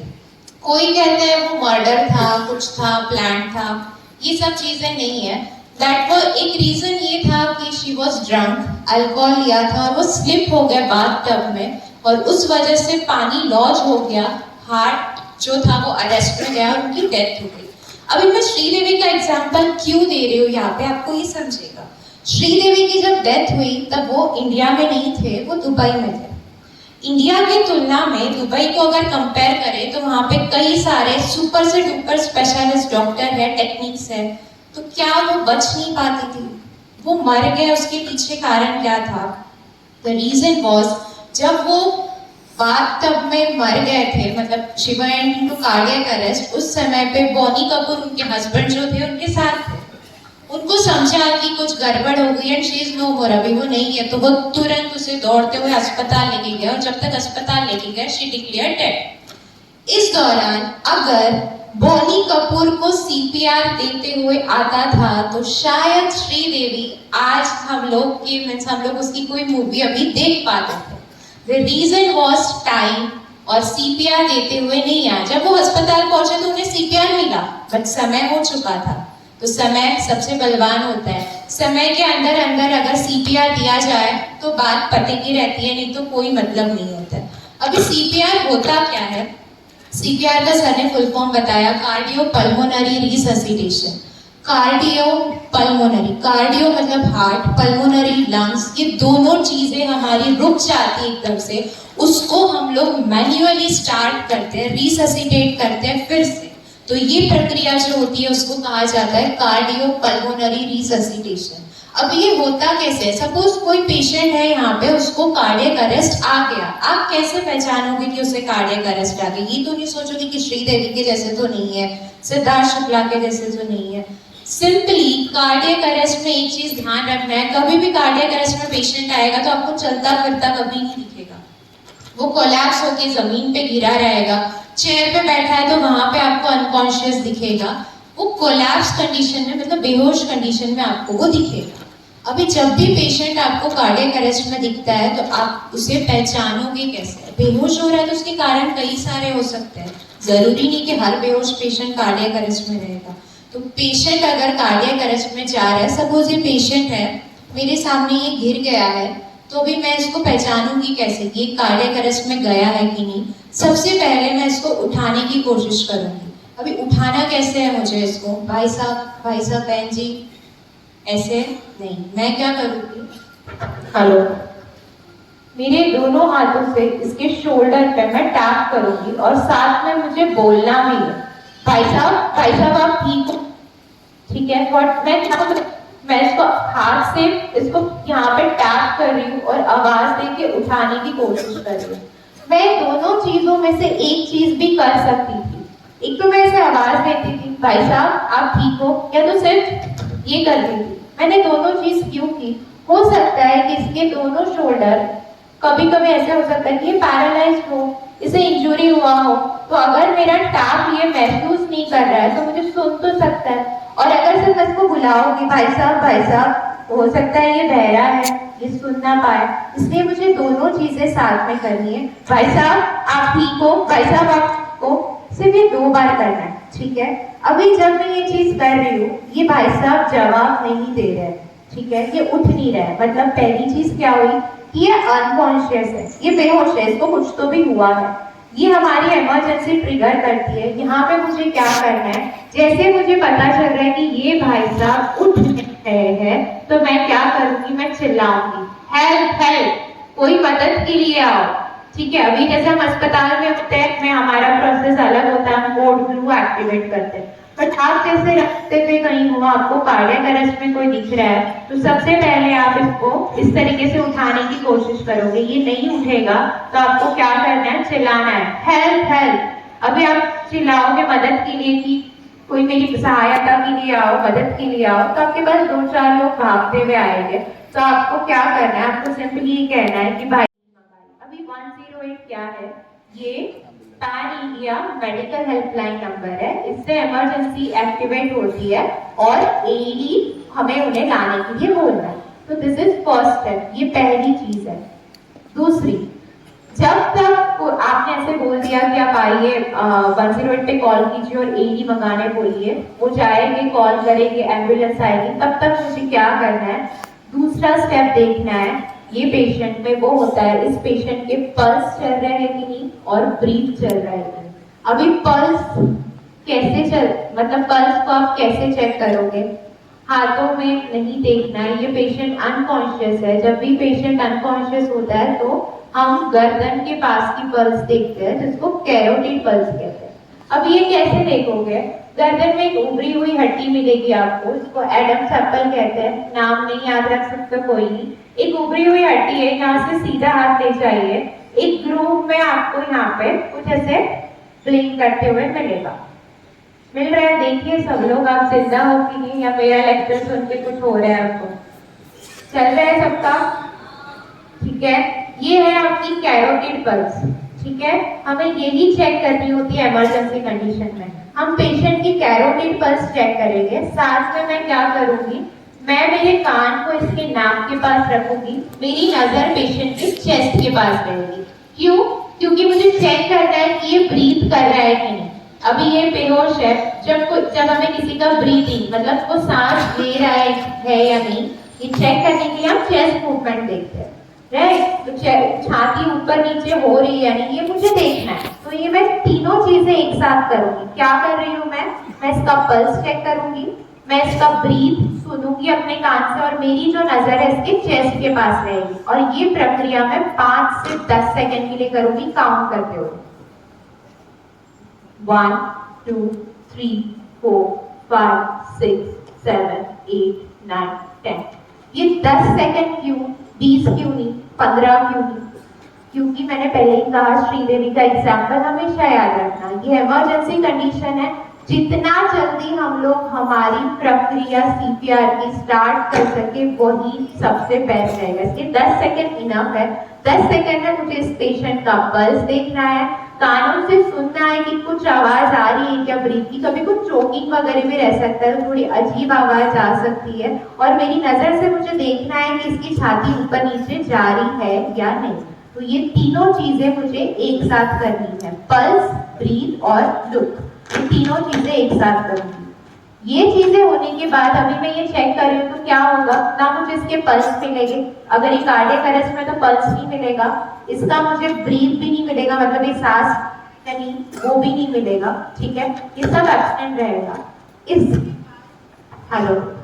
इसके बाद शुरू होती है कॉम्पिटेंस देने की टेक्निक। अभी ये डिक्लेयर हो गया कि कार्डियक अरेस्ट है, तो अभी मैं क्या करूंगी, यहाँ से मुझे कॉम्पिटिशन देना स्टार्ट करना होगा।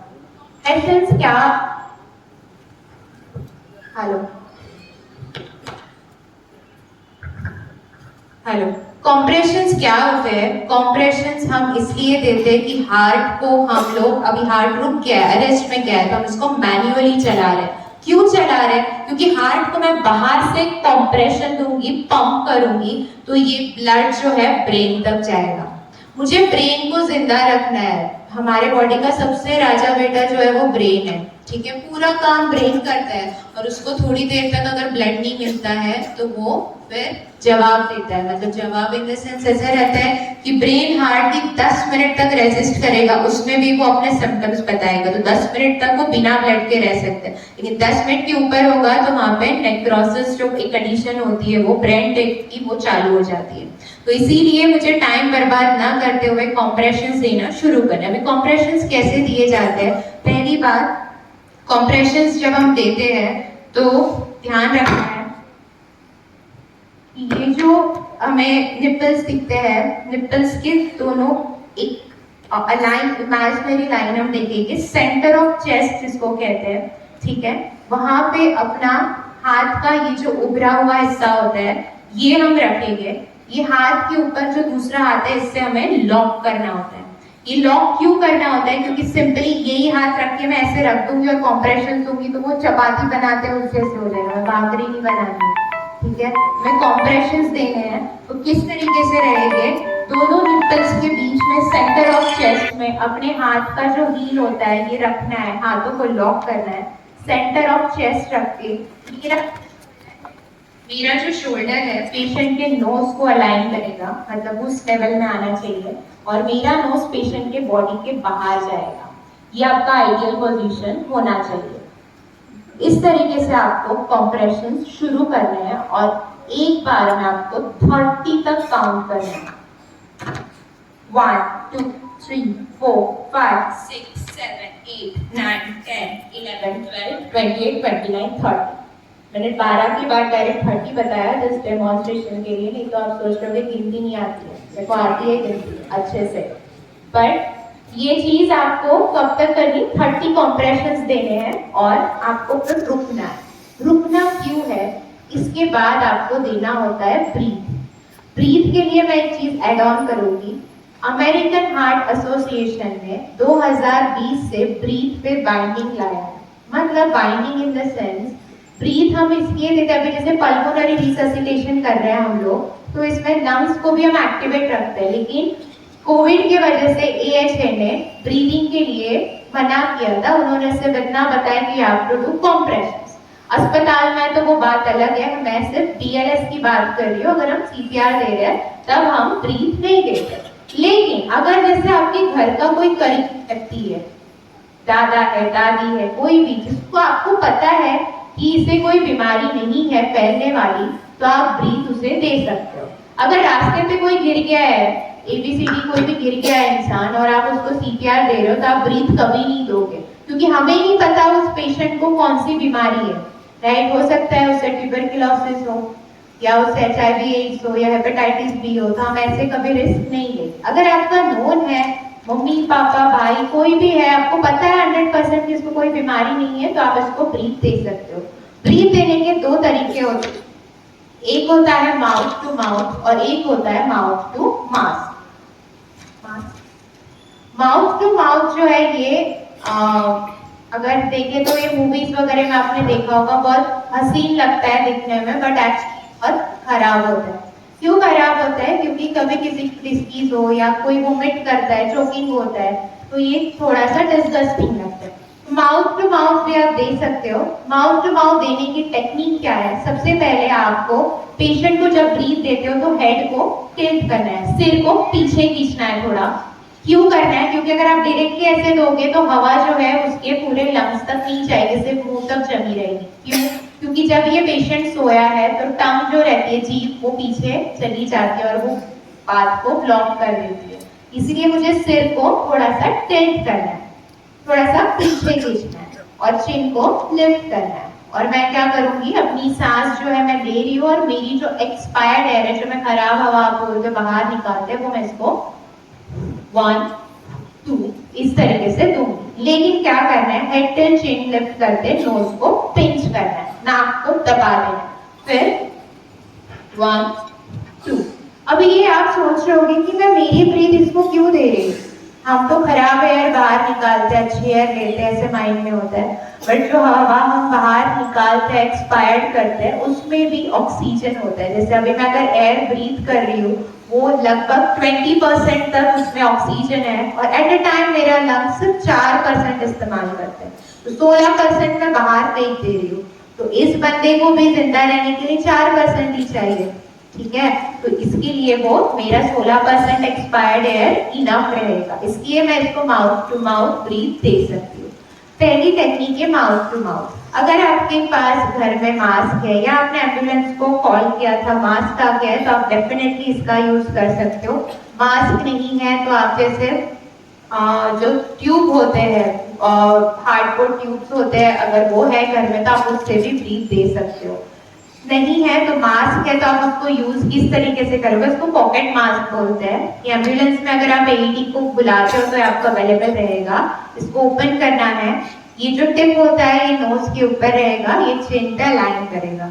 इसको इस तरीके से रखना है, सेम टेक्निक, हेड टिल्ट, चिन लिफ्ट करना है और आप अपनी ब्रीथ लेके 1 2 इस तरीके से आपको देना है। अभी ये चीज क्या है, 30 कॉम्प्रेशंस देन 2 ब्रीथ, 30 कॉम्प्रेशंस देन 2 ब्रीथ। ये प्रोसेस मेरी चलती रहेगी, ठीक है।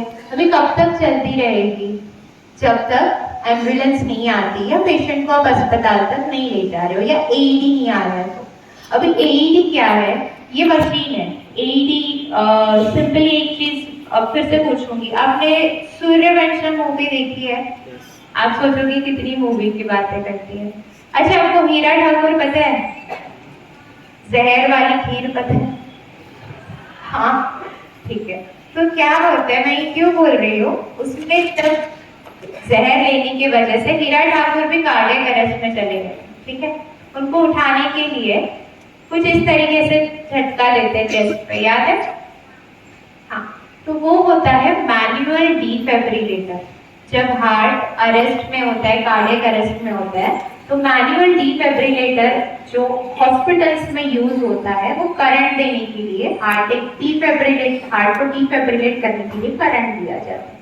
अभी उसको काफी स्किल्स लगते हैं, ठीक है, काफी पढ़ाई लगती है। हम जैसे डॉक्टर रहते हैं कुछ साल बर्बाद कर देते हैं वो पढ़ने में।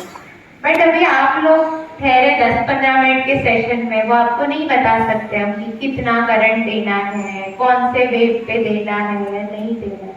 सिंपली आप लोगों के लिए डिजाइन किया गया है ये मशीन, जिसको हम कहते हैं AED। इसको कहते हैं ऑटोमेटेड एक्सटर्नल डिफिब्रिलेटर। आप सोच रहे होगे ये हमको क्यों बता रहे हैं?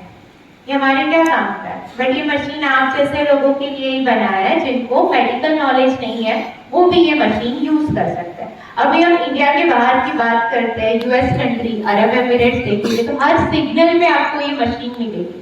ये इंडिया में भी होगा लेकिन हम थोड़ा स्लो है ना, तो 10-15 साल में आपको हर सिग्नल पे ये मशीन मिलेगी। अभी अगर आप देखोगे मशीन कहाँ होती है, एट प्रेजेंट ये कोई बड़ा टेम्पल है, जिम है, सिनेमा घर है, मॉल है, वहां पे आपको ये मशीन मिलेगी, 101% मिलेगी। ठीक है, तो ये मशीन कैसे यूज करते हैं, क्या काम करती है, मैं ये जो सीपीआर दे रही हूँ पेशेंट को, कंप्रेशन दे रही हूँ, ब्रीथ दे रही हूँ, इससे हो क्या रहा है, इससे मैं ब्रेन को एक्टिवेट रख रही हूँ। लेकिन जो ये हार्ट इसका रुक गया है, इसको उठाने के लिए मुझे ये मशीन लगेगी जो कि करंट देती है, शॉक देती है। ठीक है, इसका नाम है AED, automated external defibrillator.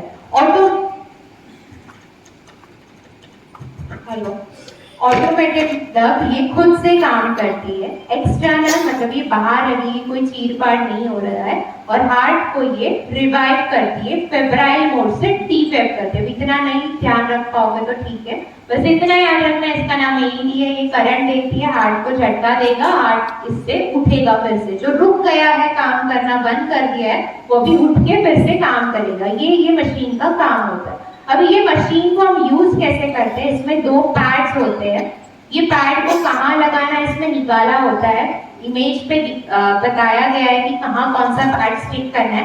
Still मैं बताती हूँ, एक जो पैड है ये जहाँ पे जेंट्स का पॉकेट एंड होता है, जहाँ पे शर्ट का जो पॉकेट जेब जो होता है एंड होता है, उसके वहां पे कि पेशेंट को शॉक देना है या नहीं देना है, और अब हम अगर पेशेंट को शॉक देंगे तो हमें क्या करना है।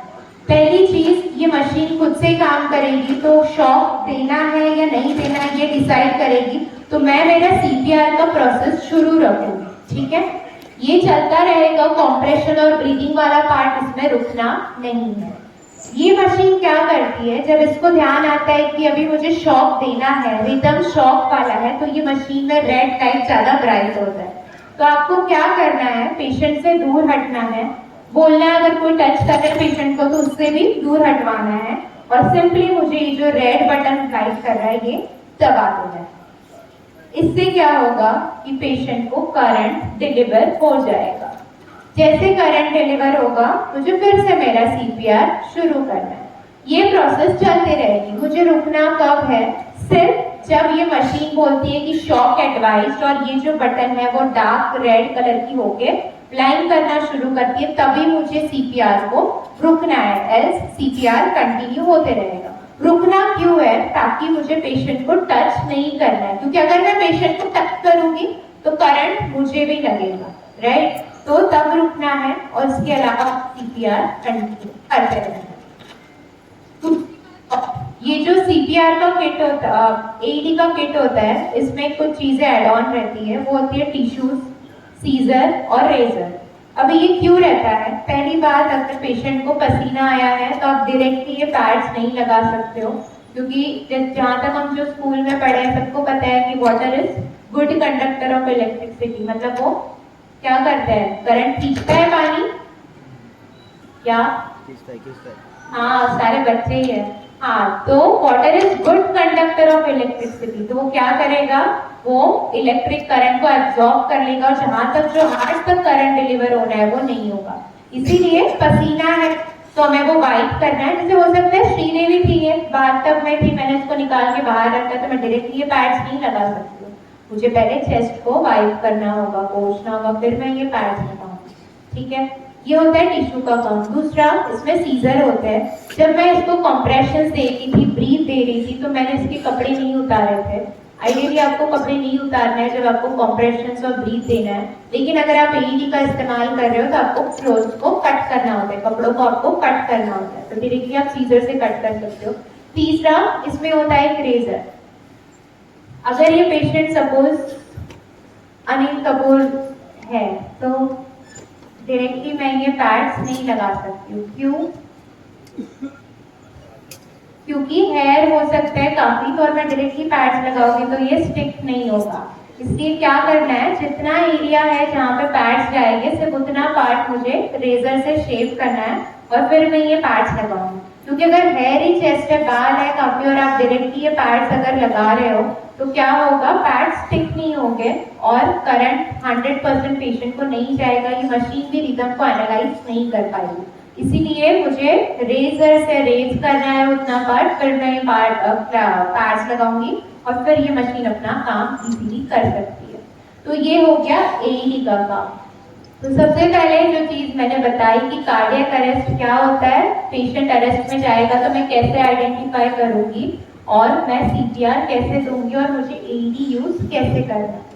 एक इसमें एक एड ऑन पार्ट है छोटा सा कि पेशेंट, अभी जैसे मैंने कहा कि पेशेंट अनकॉन्शियस से नीचे गिर गया है और मैं अपना सीपीआर शुरू करूंगी। ये चीज हर पेशेंट पे लागू नहीं होती है। आपको एक तो सारी चीजें चेक करना है कि ब्रीथ चल रहा है कि नहीं, पल्स चल रहा है कि नहीं, फिर ही आप कॉम्प्रेशंस दोगे, फिर ही आप उसको आर्टिफिशियली ब्रीथ दोगे। लेकिन सपोज कोई पेशेंट यहाँ पे, जैसे ये हॉल बंद था, मैं आई, मुझे बुलाया और मैंने देखा यहाँ पे एक इंसान नीचे गिरा हुआ है। मैं जा रही हूँ उस इंसान के पास और मुझे कुछ स्मेल आ रहा है बॉडी से। अभी मैंने तो सीपीआर सीखा है, काफी सारी पढ़ाई में बर्बाद की है, मुझे तो आता है सीपीआर, मैं तो दूंगी पेशेंट को सीपीआर, बट मैंने देखा कि वहां से मुझे स्मेल भी आ रही है। तो अगर आपको कोई पेशेंट ऐसा गिरा हुआ दिखता है, कार्डियक अरेस्ट के पूरे साइंस मिल रहे हैं, अनकॉन्शियस है, अनरिस्पॉन्सिव है, पेशेंट ब्रीथ बंद है, उसकी पल्स नहीं है, तो मैं सीपीआर शुरू नहीं करूंगी। क्यों? क्योंकि पेशेंट की बॉडी से स्मेल आ रहा है, डिकम्पोज बॉडी है, तो हम ऐसे कंडीशन में सीपीआर शुरू नहीं करेंगे। दूसरी बात, अगर बॉडी कड़क पड़ जाती है तो जिसको हम इंग्लिश में राइगर मॉर्टिस कहते हैं मेडिकल टर्म में, आइडियली हिंदू धर्म में पता होगा डेथ होने के बाद ऑयल लगाते हैं बॉडी पे, तो वही अगर बॉडी कड़क पड़ गई है तो वो कंडीशन में भी हम सीपीआर शुरू नहीं करेंगे क्योंकि काफी टाइम हो चुका है। ठीक है। तीसरी कंडीशन, अगर मॉर्बिड इंजुरी है तो, मतलब मॉर्बिड इंजुरी मतलब बहुत बुरी तरीके से पेशेंट की बॉडी में इंजुरी हुआ है, सपोज यहाँ पे किसी ने चाकू या पैर कट के अलग गिर गया है, फिर आपको कार्डियक अरेस्ट के साइन दिख रहे हैं, तो ऐसे कंडीशन में भी सीपीआर शुरू नहीं करना। तो ये चीजें ध्यान रखनी है। बाकी चीजें आप बट शॉट जो बताई है, अगर आपको वो मिल रही है तो आप सीपीआर डेफिनेटली बेझिझक स्टार्ट कर सकते हो। एक बार मैं शुरू से आखिरी तक का आपको नीचे डेमोन्स्ट्रेट करके बताऊंगी कि सीपीआर हम किस तरीके से देंगे, क्विकली एक रिवीजन देंगे उसमें। हाथों को नाक के पास रखोगे और नजर चेस्ट के पास। 1 2 3 4 5 6 7 8 9 10। 10 सेकंड के अंदर इसका पल्स नहीं मिला, इसका मुझे ब्रीथ का कोई आवाज नहीं आया, ना ही यहाँ से कुछ मूवमेंट नहीं। अभी से कॉम्प्रेशन स्टार्ट करना है। हाथों का पोजीशन, एक हाथ के ऊपर दूसरा हाथ, उसको लॉक करना है। सेंटर ऑफ चेस्ट, दोनों निपल्स के बीच में, छाती के बीचों बीच अपना हाथ रखना है। अपने घुटनों पे खड़े हो जाना है। शोल्डर जो है नोज के अलाइन रहेगा, मेरा शोल्डर इसके बॉडी के बाहर। ठीक है। नाउ 1 2 3 4 5 6 7 8 9 10 11 12 13 14 15 16 17 18 19 20 21 22 23 24 25 26 27 28 29 30। आप सिंपली, अगर मास्क है तो मास्क से दीजिए, निगाह mouth of face. Again CPR 1 2 3 4 5 6 7 8 28 29 30 1। ठीक है, इस तरीके से आपकी प्रोसेस चलती रहेगी और ब्रीथ देते रहें। ये प्रक्रिया अब आप कब तक करोगे? जब तक एम्बुलेंस नहीं आती है, या आपके घर में 4 व्हीलर है, आप उसमें ले जा रहे हो पेशेंट को, तो आप डेफिनेटली करते रहो जब तक अस्पताल उसको नहीं पहुंचाते हो। या घर में है कोई डॉक्टर, कोई आ रहा है, तो तब तक आप ये करते रहो। ये टेक्निक दिखने में बहुत आसान लगती है, बट अब जब करोगे 1-2 साइकिल में ही आप थक जाओ। ठीक है। लेकिन अगर आपको ये आती है तो आप किसी की अस्पताल में जैसे अगर पहुंचते हैं तो डॉक्टर भी यही चीज करते, उनके पास मशीन रहेगी, उससे वो करंट देगी। लेकिन एक चीज मैं ऐड ऑन करूंगी, अगर वो अस्पताल में कॉम्प्रेशंस देते हैं, डायरेक्टली एईडी डी से उसको करंट देते हैं, तो पेशेंट उठ भी जाएगा। लेकिन वहां पे एक चीज हो सकती है, एक दो पेशेंट को कंपेयर करते हैं, सपोज एक ये पेशेंट है, मैं इसको सीपीआर देते देते अस्पताल लेके जा रही हूँ, और एक ये पेशेंट है जिसको डायरेक्टली उठा के अस्पताल लेके गए, तो दोनों को क्या होगा, दोनों को करंट मिल रहा है, दोनों को सेम दवाइयां मिल रही है, दोनों पेशेंट उठ रहे हैं, लेकिन होगा क्या, इस पेशेंट को जिसको मैंने कॉम्प्रेशंस दिए हैं, ब्रीथ दिया है, ये पेशेंट अपने पैरों पे उठ के घर जाएगा, और ये पेशेंट जिसको सिर्फ डायरेक्टली करंट मिला, डीफर मिला, ये क्या होगा, दो लोगों की बैसाखी बन के घर जाएगा। मतलब क्या होता है, अगर कॉम्प्रेशंस समय पे नहीं मिलते हैं तो वो बच भी सकता है इंसान, ऐसा जरूरी नहीं है हर कार्डियक अरेस्ट वाला पेशेंट मर जाएगा अगर उसको कॉम्प्रेशन थोड़े समय तक नहीं मिले, वो बचेगा, लेकिन तब तक ब्रेन जो रहता है उसमें चेंजेस होना शुरू हो जाते हैं, और पेशेंट जो है भले ही बच भी गया तो बॉडी उतना एक्टिव नहीं रहेगा, पैरालाइज्ड हो जाता है, बॉडी पे से ब्रेन का कंट्रोल तब तक हट जाता है। इसीलिए आपको कॉम्प्रेशन देते देते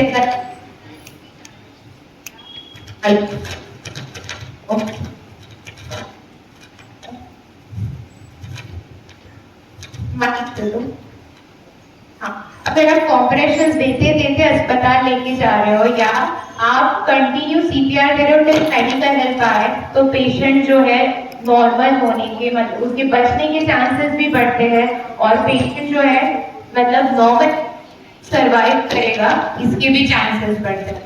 इसलिए समय बर्बाद ना करते हुए, जैसे ही आपको समझ आता है कि पेशेंट कार्डियक अरेस्ट में गया है, तुरंत आपको कॉम्प्रेशंस और ब्रीथ चालू करना है। ब्रीथ के लिए फिर से बोलूंगी, अगर आपका बहुत करीबी व्यक्ति है तो ही आप ब्रीथ दीजिए।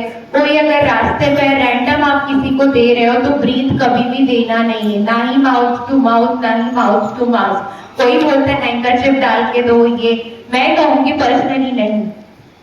अगर उसे बीमारी है कोई, तो कोई हैंकरचिप, कोई रुमाल, कोई मास्क नहीं बचा सकता है आपको, इसीलिए ये चीज ध्यान रखें। Okay, so thank you, this was my CPR analysis.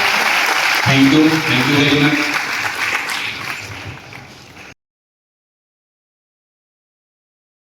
तर काही तपासण्या आहेत, चाचण्या, तुम्ही डॉक्टरांकडे गेलात तर वर्षातून एकदा आपण आपलं बॉडी मास इंडेक्स किंवा वजन किती आहे ते बघावं, आपलं दर कमीत कमी 2 वर्षाला तरी ब्लड प्रेशर चेक करून बघावं त्या लाईन, आणि आपलं जे शरीरामध्ये साखरेचं प्रमाण आहे ते 3 वर्षाला ऍटलीस्ट बघावं, 4 ते 5 वर्षाला कोलेस्ट्रॉल किती आहे, चरबीचं प्रमाण किती आहे हे बघणं गरजेचं आहे। हे काही फिगर्स आहेत, ह्या जर तुम्हाला लक्षात राहिलं तर चांगलं आहे। ब्लड प्रेशर नॉर्मल हे 120/80 हे असतं, एलडीएल कोलेस्ट्रॉल 100 आणि टोटल कोलेस्ट्रॉल 200 पर्यंत असायला हवं, आणि आपलं बॉडी अँझायटी म्हणजे ताणतणाव। तुम्ही जर मागची माझी स्लाइड किंवा रिस्क फॅक्टर जर तुम्ही पाहिले तर प्रत्येक गोष्ट मोजता येते। तुमचं वय आम्ही सांगू शकतो वाढत चाललंय, वजन सांगू शकतो, कमरेचा घेर सांगू शकतो, कोलेस्ट्रॉल, बीपी, शुगर सांगू शकतो, पण स्ट्रेस सांगू शकत नाही। ताण किती आहे हे मोजण्याचं यंत्र अजून तर आलं नाही, म्हणजे जवळच्या मित्राला किंवा नवरा बायकोला सुद्धा दुसऱ्याच्या आयुष्यामध्ये काय चालू आहे हे कळत नसतं। तर हा स्ट्रेस रिलीव्ह करण्याचं, स्ट्रेस हा सगळ्यात महत्वाचं कारण आहे, तरुण वर्गामध्ये खूप कॉमनली पाहण्यात येतं। कसं दूर करायचं स्ट्रेस? रोजच्या जीवनामध्ये अर्धा 1 तास आपण समजा प्राणायाम, मेडिटेशन केलं, किंवा आपले काही छंद जोपासले, जसं कुणाला चित्र काढायला आवडतं, गाणी ऐकायला आवडतं, पुस्तक वाचायला आवडतं, किंवा गप्पा मारायला आवडतं काही जणांना।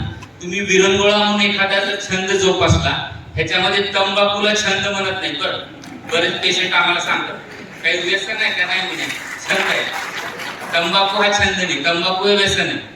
तर आपण एखादा छंद जोपासावा जेणेकरून तुमचं स्ट्रेस लेवल कमी राहील। प्रत्येकाला वेगळा स्ट्रेस आहे आजकाल, म्हणजे देश चालवणारा जो नेता आहे त्यापासून ते खालचा मजूर वर्ग आहे, त्या प्रत्येकाला वेगळा टेन्शन असतं, तर आपण ते रिलीव्ह करण्याचा प्रयत्न करावा। बी फॉर बॉडी, लठ्ठपणा। आता तुम्हाला हे 2 भारतीय दिसतील, त्यातला पहिला जो आहे ना, त्याने भारतासाठी मेडल घेतलंय, तो तिरंगा एकदम प्राऊडली होल्ड करतोय, भारताचा राष्ट्रध्वज होल्ड करतोय. आणि जो दुसरा दिसतोय त्याला कशाचा अभिमान आहे तुम्ही सांगू शकेल का?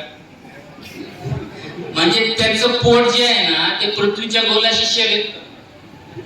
ही जी लठ्ठपणा आहे ना, हा लठ्ठपणा, याच्याबद्दल मी एक दोन गोष्टी सांगतो की वजन कमी करणं खूप अवघड असतं आणि ह्याचे रूट्स जे असतात ते लहानपणापासून असतात, टीनेजर पासून. आपण आपल्या मुलांना काय खाऊ घालतो ह्याच्यावर ठरणार आहे की ते मोठे झाल्यावर कसे राहणार आहे. तर आपला जो ब्रेकफास्ट आहे तो राजासारखा असावा असं सांगतो. म्हणजे आपल्याला ब्रेकफास्ट दिवसभरात रात्रभर 8 तास झोपल्यानंतर आपण सकाळी जेव्हा उठतो त्यात आपल्या शरीराला काहीच मिळालं नसतं, आपण दिवसभर काम करणार असतो.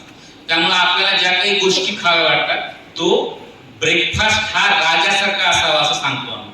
आणि जो तुमचं डिनर आहे म्हणजे रात्रीचं जेवण जे आहे ते प्रिफरेबली झोपण्याच्या 2 ते 3 तास आधी आणि ते एकदम लाईट असावं. म्हणजे वयाच्या 35-40 नंतर शरीरामध्ये काही वाढ होत नसते.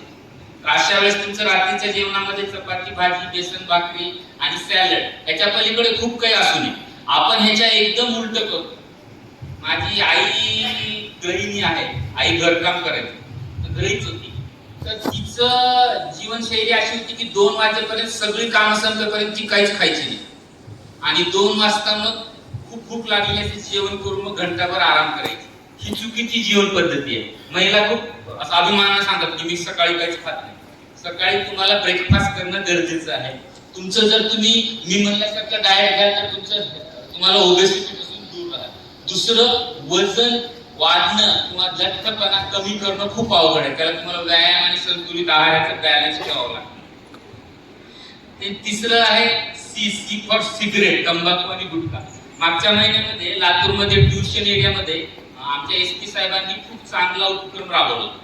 त्यांनी रॅन्डमली बऱ्याचशा स्टुडंटच्या हॉस्टेल्सला, क्लासेसला, जसं आता भुगे सरांनी सांगितलं की तिथे त्यांनी धाडी टाकल्या आणि ज्यांच्या जवळ तंबाखूजन्य पदार्थ सापडले किंवा त्याचं व्यसन सापडलं त्यांना बोलून त्यांच्या पालकांना कल्पना दिली. आपल्याला माहित नसतं आपली मुलं बाहेर गावी जाऊन शिक्षण घेतात त्यावेळेस काय करत असतात.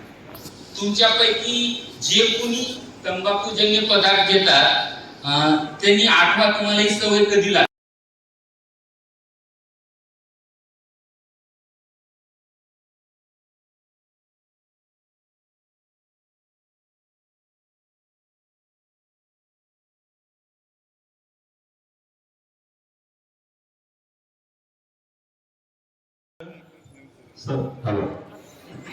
प्रश्न वगैरे विचाराय.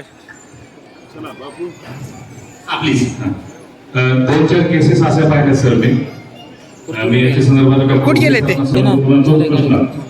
मी या ठिकाणी आपणच करत आहे की सर आता अटॅकचे जे पेशंट आहेत, आता 2-4 पेशंट पाहिले सर, त्यांचा ECG नॉर्मल आला परंतु नंतर तो पेशंट डेथ झाला.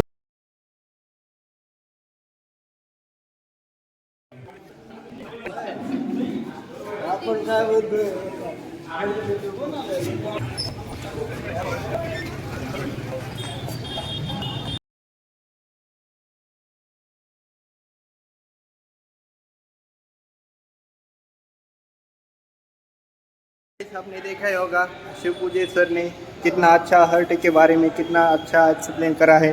और जितना हो सके आप भी ये वीडियो पूरा देखना क्योंकि आपको भी इसके बारे में पता चल जाए, आपके हार्ट के बारे में, आपके लाइफ स्टाइल के बारे में, और ज़्यादा से ज़्यादा लोगों तक ये वीडियो जाए और ये वीडियो पूरा देखें, यही उम्मीद करता हूँ. और आप भी इमरजेंसी में किसी के हेल्प में आए, भागीदार बने.